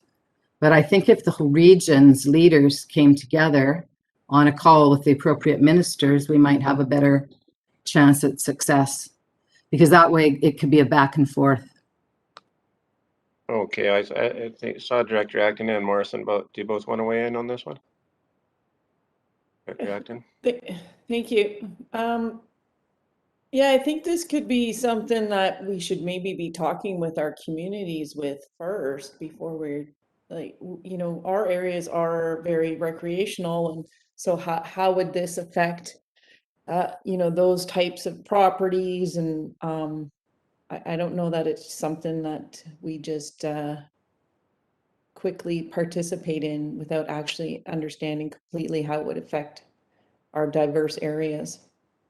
Right, okay. Well, it looked like we had consensus on the basic letter idea to start, but I'll go to Director Morrison, and I saw Director Martman as well.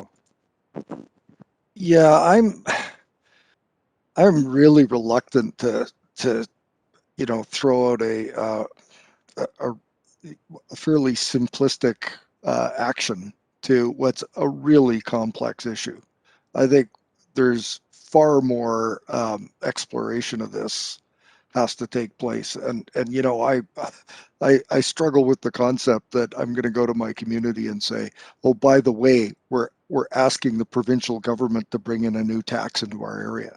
I'm really concerned that's a fairly simplistic approach that may have unintended consequences. And until we've actually looked at what the different tools are in our toolbox, I don't want to take out a hammer and start using it. So, if we're going to put this on a list of things to explore and develop a resolution for an upcoming association meeting or UBCM, that works for me. But just on the spur of the moment, us deciding that, yeah, let's invite the speculation tax into our area, I'm not comfortable with that. Okay, well, I'll hear from Director Martman, then I'll try to sum things up. I think I echo in many ways, because I'm not sure of the process that should be invoked here. I was comfortable to discuss this later at a later date as an action item. But the problem I see is, from a process perspective, that there's a lot of variables and factors involved with this type of advocacy. And I'm wondering, I'd like to have more fulsome. I may probably even have some expert advice on this, because perhaps the answer isn't about us having a speculation tax, is about removing a speculation tax from other regions. I just don't know the answer, so I'd want to have more information. Okay, thank you. So Okay, Director Nicholson? Well, I don't want to let this drop, and so I am wondering if I could move that we have the staff report back on the background information so people have a clear understanding about what we're talking about. And I suspect that they could work with North Cowichan if they're already pursuing this, and do that fairly efficiently. Yes, Point of okay. I was order, is thinking, there, point of order, is there not a motion on the floor that's been moved and seconded that, no? I thought I seconded Director Nicholson's motion. I thought you did too. Sending a letter. And that's where it ended up, and we ended up in a discussion in a whole other way. So I believe there was a motion on the floor. We actually voted on it as well, so Ms. Legault, I don't know if that's aligns Sorry, with I what you believe had. the motion that was voted on was to bookmark a future AVICC resolution, and then there was discussion about consensus around sending a letter, but there was no motion on the floor that I recorded. Right, okay.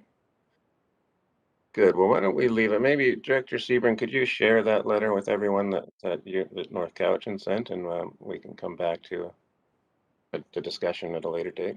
I'm about to head out the door. I have a noon, as I told you. I thought we'd be done by now. Right. I will, Blaze, send me an email, please, and remind me, and I'll find that letter and get it out to everybody this afternoon sometime. Okay, thank you. Okay, thanks. Okay, well, thanks, everyone. Excellent discussion on this, and thanks very much, Mr. O'Riordan. Presentation, obviously lots of interest. And now we will move on to the next item. Ms. Legault. Thank you, Mr. Chair. Item R2 is a report from Parks and Trails regarding Regional Active Transportation Plan for information, and I believe Mr. Sovdi has a presentation to share with you. Great, welcome, Mr. Sovdi. Good morning, Mr. Chair and committee members. I'm going to share my screen.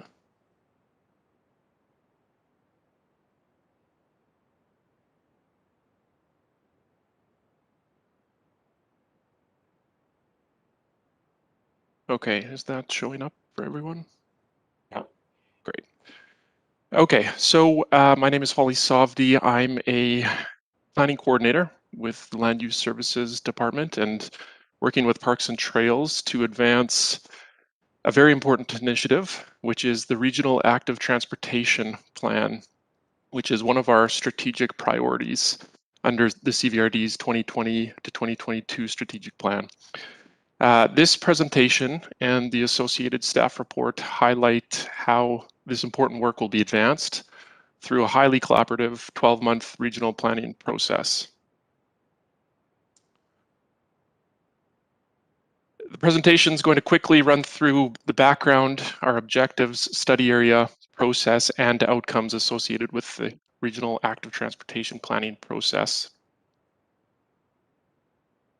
When we look at our daily demands on life, including related to affordability, which has been talked about quite a bit today, we have a wide range of mobility options. We have roads and street networks from highways to backcountry service roads.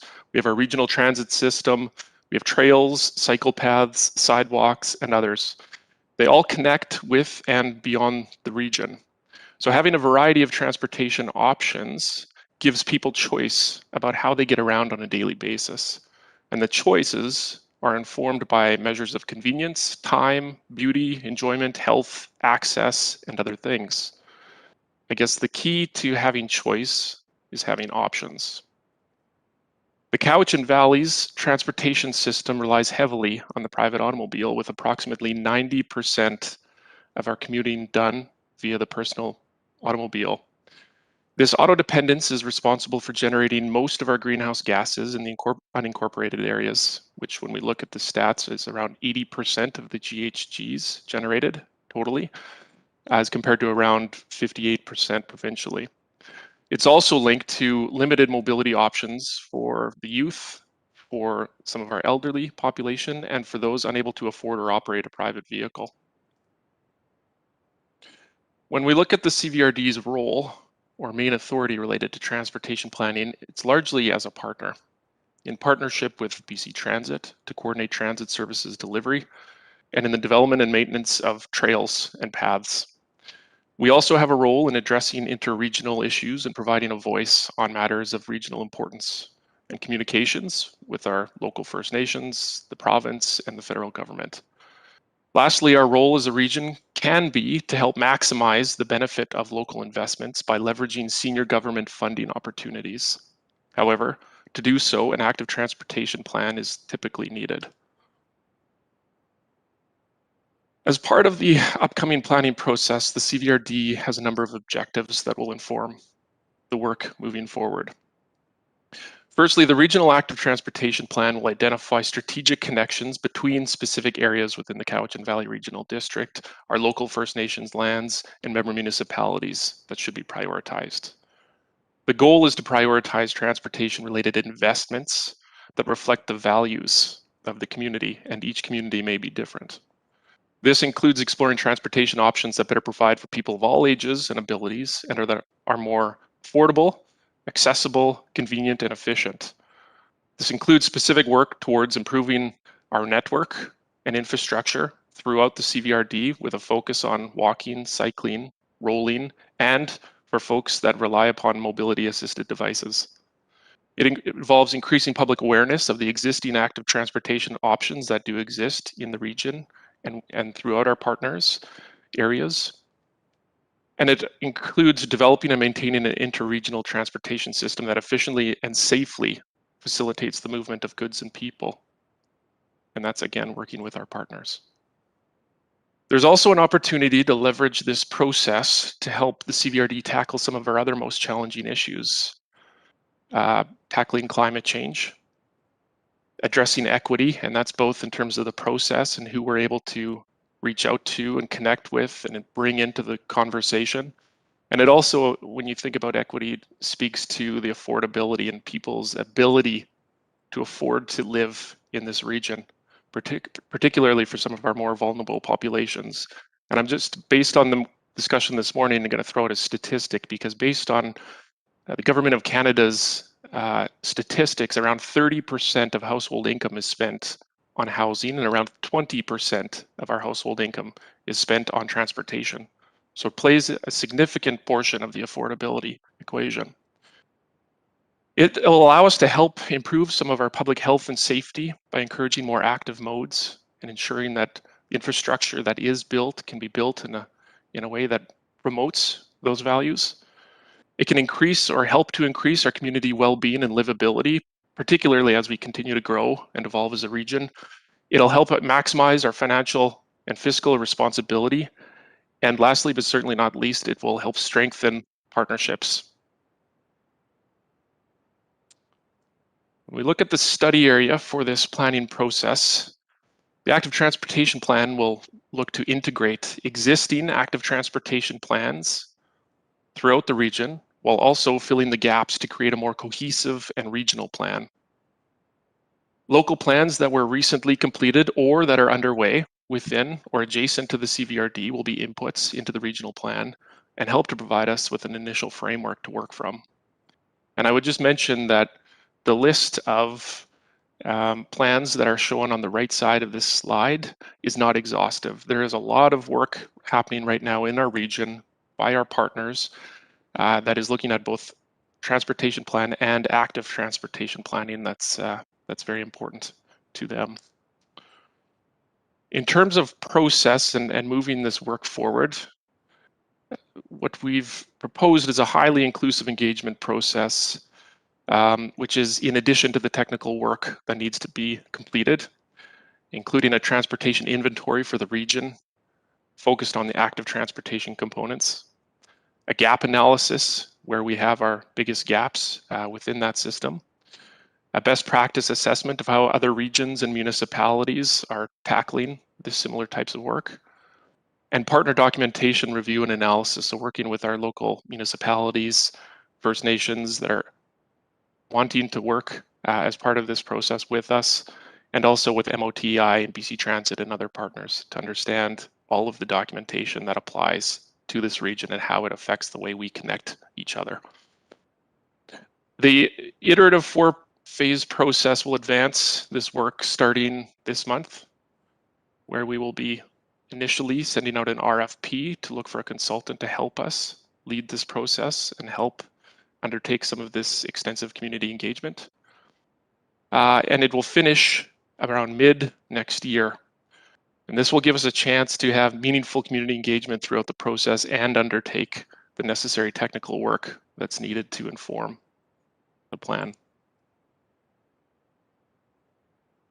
When we look at what the outcome of the Regional Active Transportation Plan can be, it will really be to provide a path towards expanding the active transportation network in partnership with our local municipalities, First Nations, and the provincial and federal partners. It will include short-term priority projects, long-term aspirational network improvements, funding options and strategic partnerships that are needed and necessary to implement the strategy, and a process for how we work collaboratively throughout that implementation work. It will also be key to unlocking funding and grant opportunities that can help accelerate the implementation, both for the CVRD itself as well as for our regional partners. By having that active transportation plan as a prerequisite for many of those grants and funding opportunities, this will unlock that opportunity for us to at least apply for and seek grant funding. So I'm going to end it there, and I would be happy to take any questions from the committee. Great, thank you.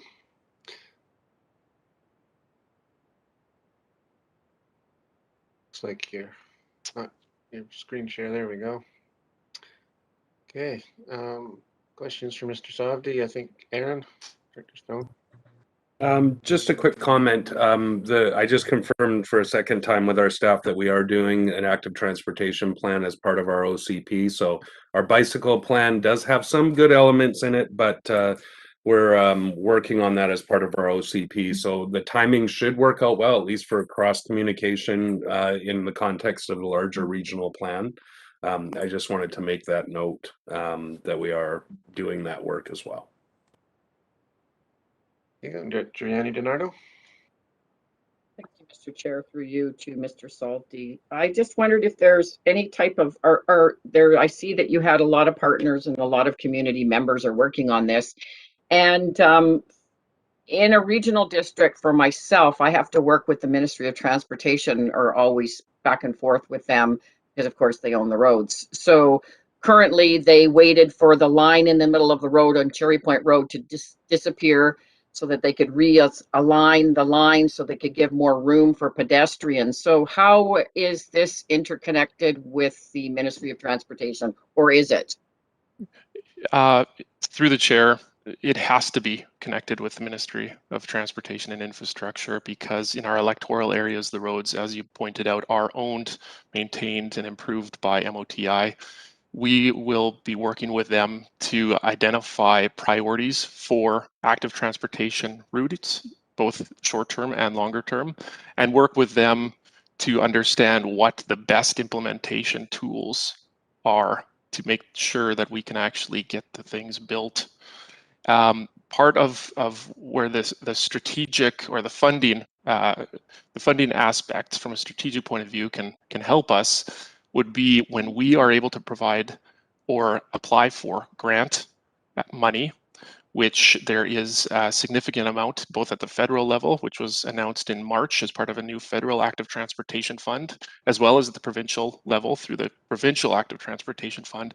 We can bring funding or help to bring funding to the table to help expand upon existing scope of roadway improvements where we might be able to achieve additional width for walking or cycling paths, where we might be able to achieve areas for improved transit access, benches, cycling infrastructure at transit stops or at key destinations.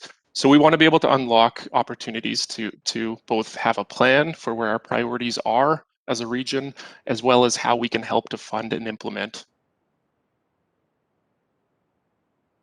Follow up. So I think that another way is because they have their maintenance and their funding that's on a schedule, and it's on an annual schedule, that we should be working together with coordinating that, because a lot of times we're not. So that's another thing with the regional district that I hope we'll be looking at. Thank you.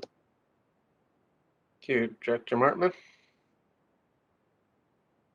Thank you, and thanks, Mr. Sylvie, for your report. I'm looking forward to this and the process over the next year. I think it's exciting, particularly in Area H. There's a lot of interest in active transportation. We don't have anything, we have a lot of community interest in a lot of things that we've discussed here, but we don't have anything I would say that would be considered to be a plan. Do you think it would be of value for you if we do some work towards that, or is this process going to really incorporate by connecting and communicating and getting that information out from our area into this overall plan? Through the chair, I would say that the process is being designed in a way where we have multiple levels of conversations taking place. We have our partners, which is at a staff-to-staff level between the municipalities, the province, and the agencies that are involved both on the transit and the MOTI side, as well as our local First Nations that want to be involved in this process. The second level will be working with the directors to really understand who it is in the communities that we need to be going out and talking to and discussing what the ideas, interests, and opportunities are from the community's perspective, and bringing both of those levels of discussion together as part of our phase 2 work, where we're starting to actually look at what's possible. So in terms of the help that we would be looking for, that staff would be looking for from directors, we will be reaching out likely in September with information that you can share about the process, and we will be putting a call to action forward as part of that. And we would love to be getting out there and connecting with communities and people in the area that want to have a say and want to help shape this plan. Maybe I have a quick follow-up. And thank you. That's great. I look forward to working with you or working with whoever in September. The other follow-up is, since in our area there is a interest in equestrian use of trails, and I noticed it wasn't included in your slide presentation. Any comment? Through the chair, this has come up actually quite a bit as part of our initial scoping work, and one of the first things that we're going to be working to do over the phase 1 of the process is really define clearly what we mean by active transportation. The equestrian mode is a challenge, we know, and we're going to be looking at how that fits. There's also the questions around e-scooters and even water-based mobility. So, we're going to be taking a look at what active transportation plans need to look at, what's going to best suit us as the CVRD, and then once we understand what active transportation plans or active transportation means for us, then phase 2, we're going to start putting that down on paper and starting to put a plan together. Thank you. Okay, so I have Director Nicholson and then Smith. Thank you, Holly. I think this is a great plan, a great idea. I deeply regret that we didn't get going on this several years ago, because it's definitely a hot topic in Area E. So 3 things jump to mind with what you presented. One is, I just recently did a transit survey, and I think transit has to be linked into this as well. Because we really can't, we have a real issue on the transit front, meeting people's needs. So however we can build this with, the roads and the transit as well as the active stuff, that will be a good thing. My second point is that I appreciated your slide, and I'm sorry that we're not in person so we could get you to put it up again. Your slide about what the CVRD can influence or can do, that you showed at the beginning of your presentation. I think that in your steps, you need to add step number 5 on the implementation. I think that the board needs to have a serious conversation about whether we're well positioned as an organization, or how we can maybe there are options for how we can structure ourselves so that we can have a more impactful way on active transportation issues, because it's not completely in our bailiwick, as you pointed out. So I think we need to have a conversation if this is indeed an important thing for the community, which I think it is, as whether we're organized well enough to actually deliver on that, and what kind of resourcing is required and so forth. Because honestly, this was a #1 priority. No, water was my #1 priority when I was elected 6 years ago, over 6 years ago, and active transportation was #2 priority. And I deeply regret that I feel like I've made no progress for my community in that area. So I think that there are some barriers that we need to examine. And my third point is, and it follows from that, I hope that because we're doing a strategy, this is not going to preclude moving forward with priorities that have already been identified in my community. I'll speak directly about my community. I've got a couple of things I have been working hard to try and get off the ground. They're still not off the ground, but I don't want to have someone turn around, next week and say, no, we have to wait for the strategy to be completed, and that will take another, year or two. We just can't afford to wait any longer on some of these issues, and they're absolutely no-brainers. So I don't think that there is a need to do that. Mr. Zovdi? Yeah, through the chair, I guess what I can do is respond to your third point there, Director Nicholson. We don't foresee any of the active transportation initiatives that are underway slowing down or stopping as a result of this overall active transportation planning process. If anything, they'll help us as a pilot project learn about what is possible and where some of the kinks in our process or authority are, so that we can help address those through the larger plan. So I know what you're referring to in terms of the existing projects, and I don't see this for being a barrier at all for that moving forward. Yeah, can I just add one more thing? I was talking to Director Salmon the other day about keeping our options open. Sometimes in our we have easements or just little tiny pathways, potential pathways in communities that only the actual neighbors will know about. And I really think we need to be careful not to lose those opportunities in light of the bigger picture, because you won't be able to get all the little details in a neighborhood, but those things are what makes a community livable. Thank you. Director Smith. Thank you. Through the chair to staff, one of the things that I was wondering is the 90% pre-COVID, looking at the amount of people that are working from home.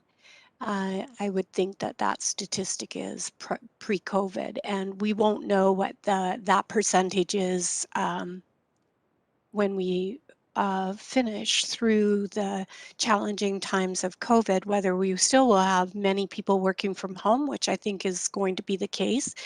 The other thing that I've really noticed is online shopping is definitely little vans buzzing around everywhere. So people aren't driving to shop, they're shopping from their computers. And I also know that people are not going to medical appointments because they're at home. So they're able to do them through technology. And I think that some of the statistics will definitely change as we move through this. And that would be something that would be of interest for this strategy. As an avid tour cyclist, I always am assessing trails and things like that. One of the things that I liked about something that I read in one of your pieces was that our trails are for the future and they will be there forever.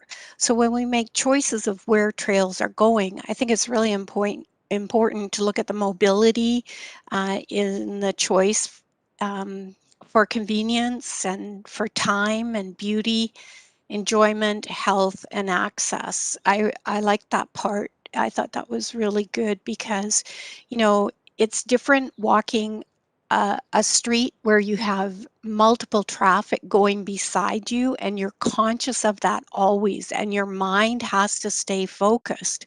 Whereas when you're on a trail and there is no vehicle traffic, you just have to watch out for the bicyclists or the horses, and keep your mind, you have a much different experience, and the relaxation that goes into that, and the well-being that you have.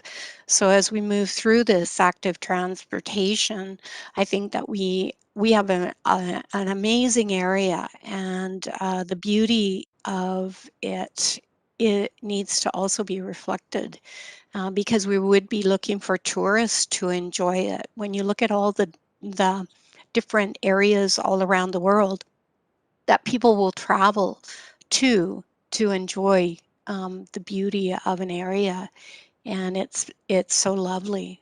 And I know that electoral areas are constantly struggling with the shoulders on the roads because of the debris, and they're not cleaned, and the amount of urea that comes during the slushy season that you have to deal with, and just the debris buildup from the trees over the years. The highways, the sides of them, if we can pull off of that a little bit, it would be great. And I know how much Director Nicholson has been working in her area for that connectivity, with that ability to have people be way more mobile. People love to walk, people love to cycle, and you don't necessarily need a vehicle to get around, for sure. So thank you. Thank you, Director Smith. So I think I have Director Morrison to close. Thank you, Mr. Chair. Can you hear me? Yeah. Good. So, sort of building on what a couple of directors have already shared, and I'll start with what Director Smith had just said, that debris on shoulders, and gosh, that'd be a nice problem to have. Most of the roads in my area don't have shoulders. So, I think you've designed a good program, but I think there's a real big difference between what you will design on behalf of our municipal partners and what you will design on behalf of our electoral area partners. We are at complete mercy to MOTI. And being around when the active transportation program and guidelines they were putting together, it was very, very clear that they would provide guidelines and regulations and the likes for these things to happen, but we have to pay for them. And paving is really, really expensive. We don't have a function for it. So, Director Nicholson had said that, it's kind of a no-brainer for electoral areas. We have to partner with MOTI. And quite frankly, their tax base is quite a bit bigger than ours. And they are going to have to come to the table with dollars to make active transportation a reality. And I say that because, the roads in my area were developed as logging trails, and they may meet current standards now, but people won't venture out on them with their bicycles or walking, or definitely not pushing a stroller. So we're going to need 2 meters of additional roadway paved when the roads are done, and they've stated categorically that they're not going to that they're not going to be paying for that paving. So, as far as a no-brainer goes, I think, for at least on behalf of my residents, you're not really going to have to do a whole bunch of consultation and meetings with them.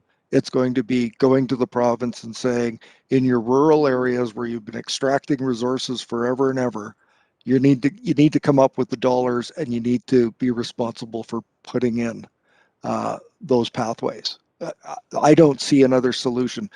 And I just want to make this last point, that there is those that will recreate on roadside and rural pathways, and then those that need them because of need. They can't even afford a bus fare. They have to bike to work. They have to walk to work. So we have to remember that in the work that we're doing, that these be, you know, the maintenance. It's all part of this. So I'll stop there. I think you heard the message, and thank you for your work you're doing on this. Great. Well, thank you. Great comments, everyone. And thank you, Mr. Savdi, for the presentation. Thank you. Great. Okay. Next item, Ms. Legault. Thank you, Mr. Chair. Item R3 is a report from Environmental Services on the Cowichan Lake Weir Design Project update for information, and I believe Mr. Van Weeren has a presentation as well. Yes, thank you, Mr. Chair. Hopefully you can hear me. Yes, I'll share my screen.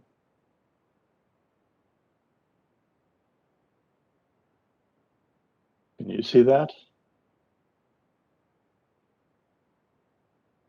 Can you see the screen? Not yet. Okay, I'm probably doing it wrong. While you're doing it, it's kind of ironic that Mr. Weeren is making a presentation on the Weir. Kind of tickled my funny bone when I was reading it yesterday. You're not the first one to say that, yeah. There we go. We see it now. Okay.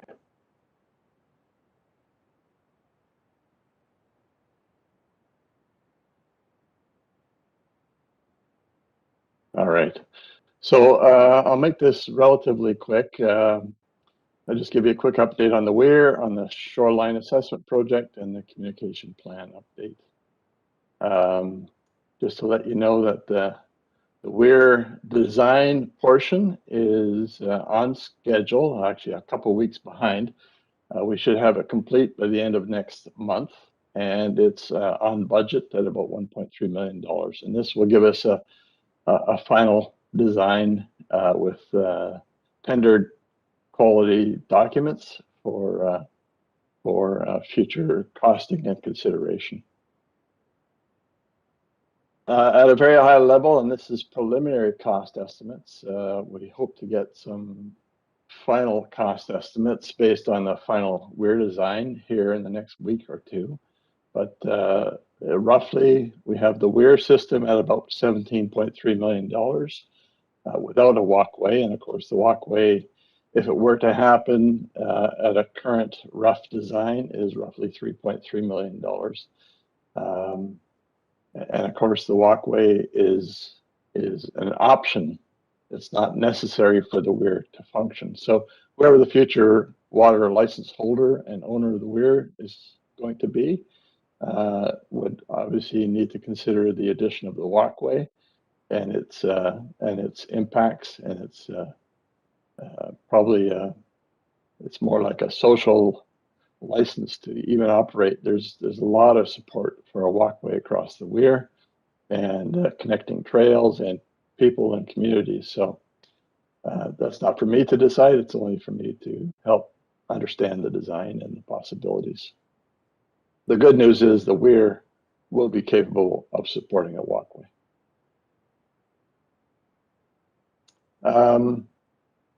Moving on to the shoreline assessment project. It's currently on schedule, which is March of 2022, and it's on budget at around $1 million. And so this work has a few objectives, and one is to assess and map the current shoreline conditions and create what I call an as-is picture. What does everything look like in today's scenario? And that has been completed with a BC registered surveyor, and we've defined what we call a new present natural boundary. And a natural boundary is defined by the Land Title Survey Authority, and it's almost like a surveyor's landmark, the natural boundary is. And so it's important we understand what that looks like. We wanted to develop what we're calling a property view tool, and I'll share a couple of snapshots of that in the next slide. This is really key here. We want to forecast the changes to the shoreline based on a raised weir and from climate change. And so even if we were not to raise the weir, we're going to continue to see climate changes. And that's going to have an impact to the shoreline and to the property owners around Cowichan Lake. But of course, the most important one is the raised weir. The plan is to raise it 70 centimeters. And what would the result of that be? And so that's the work that we're in the middle of doing.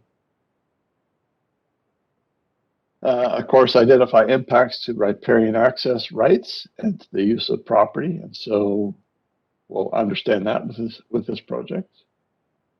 And then finally, this work will provide supporting documentation for the future water license process.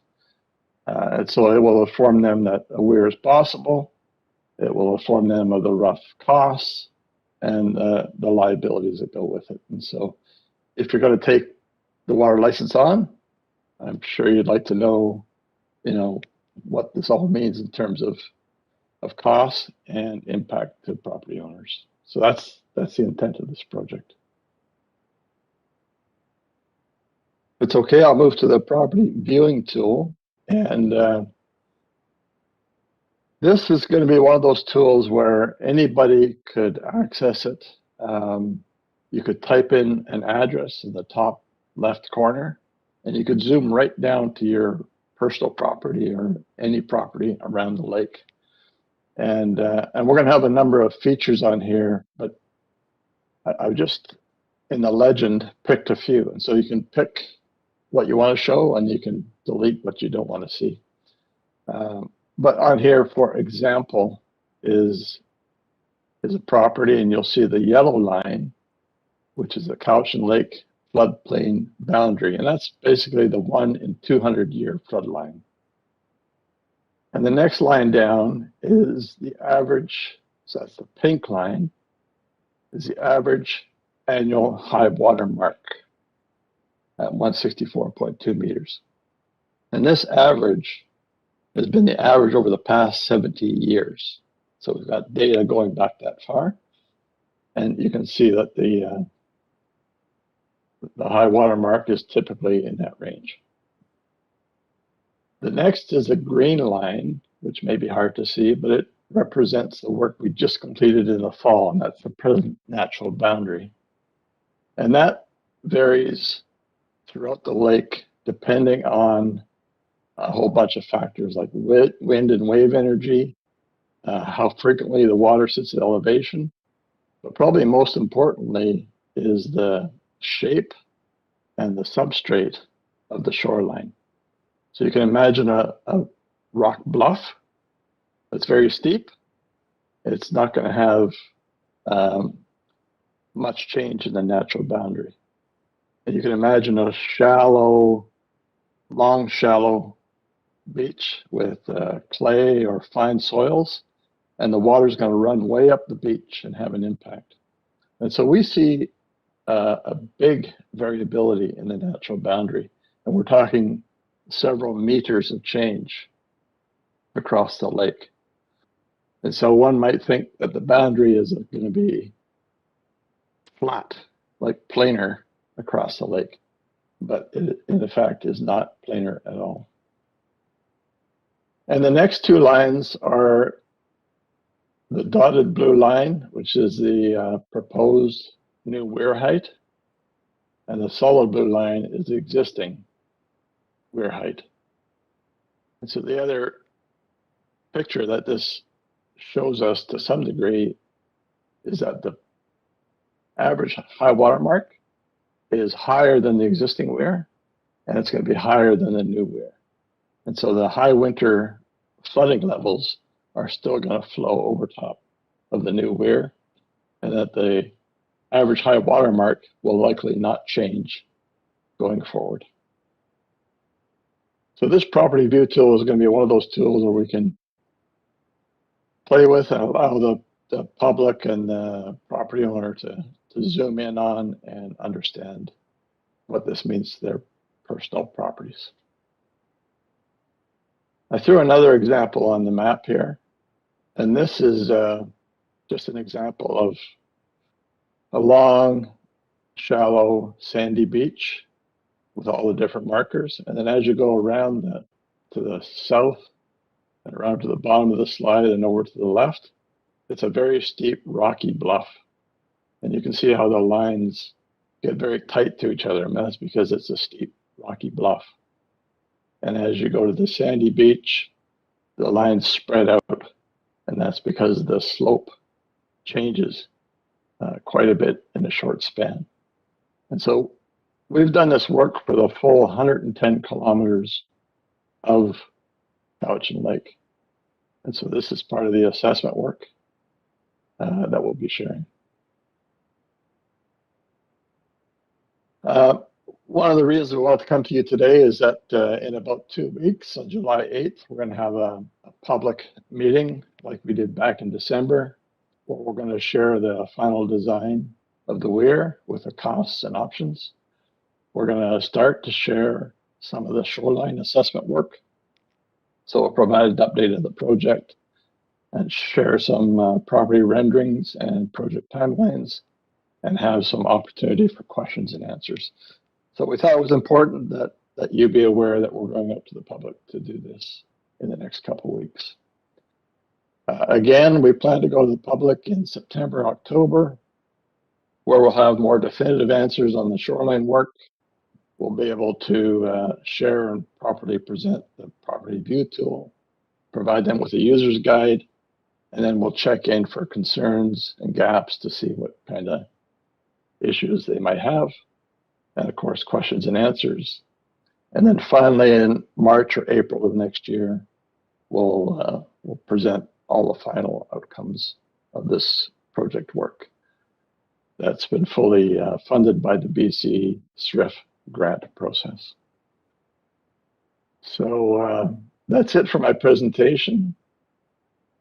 I'll stop sharing and I'll take any questions. Sure, we'll have some questions. Yes, Director Marsh.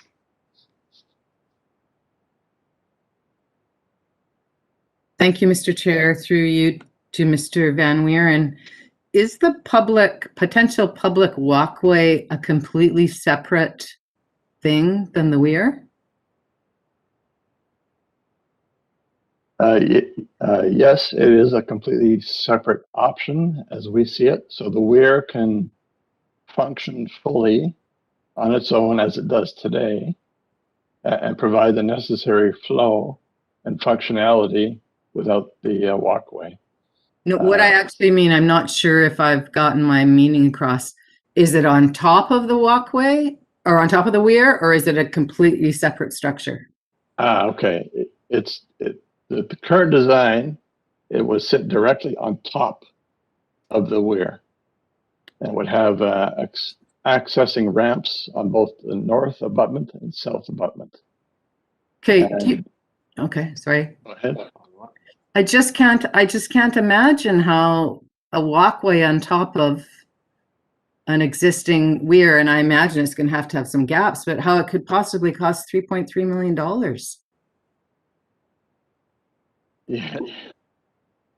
I mean, that's something like 18% or something, isn't it, of the whole price of the weir? It seems like way higher than it could possibly need to be.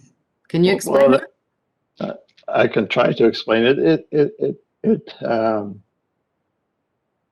It has to have very strong support throughout the span of the whole thing because it has to deal with the high water marks and the low water marks. It has to deal with debris that might be flowing under it. It has to be sufficiently high that it allows a 1 in 200 year flood to flow under it and not through it or over it. It has to have what we've planned for is access ramps that are that are properly accessible, not just stairways or steep ramps. And we've allowed it to be wide enough to allow for maintenance opportunities for biking, for benches, and for communication opportunities. So, okay, that's very helpful. So it has to be very detailed engineering to make it does and be safe. And Thank to you. be robust enough to last the life of the project. Yeah. Okay, Thank you, that Kate. helps. Thank you very much. Thank you, Director Nicholson. Thanks, Leroy. Very clear as always. I am wondering though about this natural boundary thing. I don't, somehow I can't quite understand how it relates to average high water mark and exactly what its importance is. Yeah, it's a good question, and I'm not sure I can answer it fully, but as properties get evaluated and as surveyors do their surveying, and quite often the property title is tied to what we call the natural boundary. And so the property title over the past 100 years is often tied to the natural boundary. And the natural boundary is then determined by a registered BC surveyor. And there's a lot of subjectivity to that natural boundary. And so if we go to the 900 properties that exist around the lake, and we try and pick up all the natural boundaries that have been determined over the past 100 years, it's not very congruent with today's picture. And so we wanted to get a snapshot that we could evaluate from. And so we spent the effort to try and determine on a broad scale what we call the present natural boundary. And it's not meant to redefine anybody's legal boundaries. It's meant to inform the project. Thank you. Director Morrison. Thank you, Mr. Chair. So great to see the work that's done. So Leroy, I've just got this sense of impending regret, even though we're right at the beginning of this project, of looking at all the work that's being done. And can you explain to me and my colleagues why 70 is the magic number and not a full meter? I may not be alive when 70 is deemed to be insufficient as far as maintaining the flows for our heritage river. A meter in additional height was considered at one point, and I know there's probably great engineering reasons why we don't go to a meter, but so it's decided at 70. Can you explain to us what the rationale and ramifications of that are, please? Thank you. Okay. Thank you, Director Morrison. This work goes back, I'll say 25 or 30 years where this has been discussed about raising the weir and increasing flow. And there's been a number of different elevation suggestions over the years.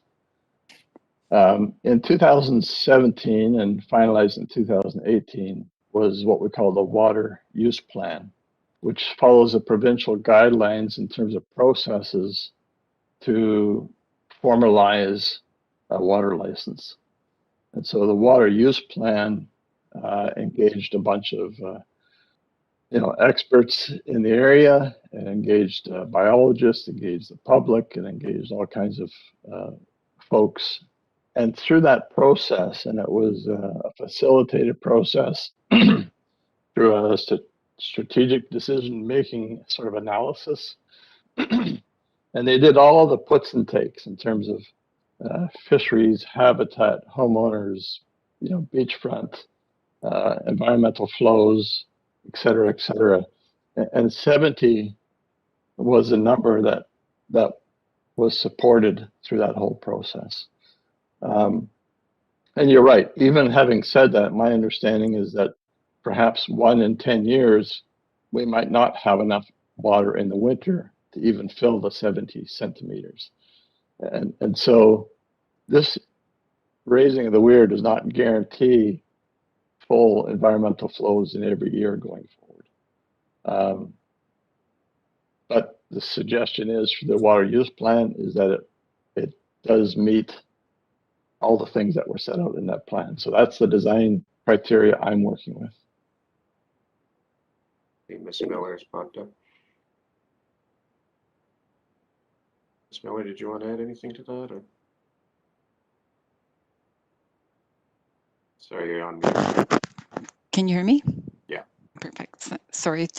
In addition, through you to Director Morrison, it's also a trade-off balance between risk and benefit, right? So this is not a dam, it's a weir, it stores winter water. And one of the other challenges we're looking at is, can we move the storage period earlier in the year to capture runoff, winter runoff, before it departs the river for, later into the summer. And so again, it's a trade-off. The other major analysis, and we had originally thought around the benchmark of a meter, as you say, is that the future projected inflow to Lake Cowichan diminishes very, very quickly as soon as we start to lose that snow. And that looks like it in terms of projections, the sensitivity analysis in terms of temperature and storage of snow really drops off very quickly in the future. And so that is basically the trade-off that we arrived at. We don't anticipate at this point that we would utilize the full storage. However, when you're designing major infrastructure, you want to design for the endpoint. And when we're going through the permitting process and the water use license application, we also need to design for that endpoint. So that's the 70 centimeters, but there's also an opportunity to reinstate the pumps and actually go into negative storage if it's required in the future. And again, that will be a conversation. The weir is designed in order to accommodate pumping from the lake in future conditions, particularly if we start to look at year-over-year drought situations. Thank you. So I may have missed Mr. Hatami a moment ago, but is anything to add? Chair, I just wanted to add something regarding the walkway. A walkway is a bridge, and the way we design them as a bridge with all of the safety standards, and that's why the cost is high. Yeah, it's not just only a part of a hydraulic control structure, but it's a bridge. So that's why it's a different category. Okay. Great. Thank you very much. I don't see any other questions. So thank you, Mr. Van Weeren. Great. Thank you. We'll look forward to the open house virtually. Yes. And next item is to go. Thank you, Mr. Chair. There's no other business items, so it's just a matter of the recess question period. Okay, we'll be back at 12:31.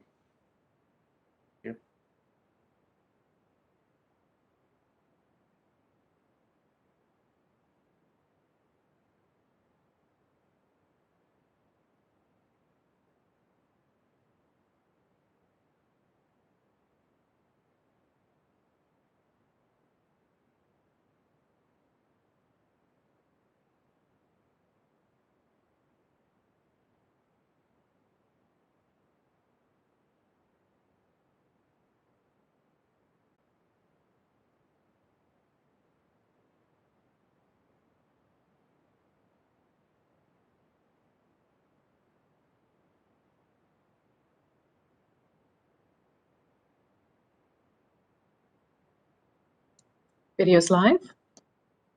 Okay, thank you. Welcome back. Any questions, Ms. Legault? Thank you, Mr. Chair. I've just admitted Ms. Kaufman to the meeting for question period. Okay, great. Welcome, Ms. Kaufman. Good afternoon, Mr. Chair. Nice to see everyone. Very interesting topics on today's meeting. I do have a comment, though, on the vacancy tax. As Sierra Acton mentioned, Director Acton mentioned, that a lot of our communities are tourism-based and rec home owners. And there's been experiences where people have let their homes out during COVID, and they've not been able to return because the renters will not leave. And I think we need to fund or create rental units for the long term. My question is, will the directors or the CVRD reach out to the communities before considering a vacancy tax? Is there no better way to encourage rental units or is there a better way to encourage rental units, as Director Smith pointed out? Yes, good question. Well, I think we definitely are not close to a decision on that particular. Whether we're going to encourage that or we have to have a discussion, but I do understand what you're saying. I think everyone agrees on the need for more rental units. So you probably heard what the first step was to look at the letter North Cowichan sent, and then we'll look at next steps after that. Thank you, because there could be unintended consequences from it. Talking about the active transportation plan, I found it really interesting.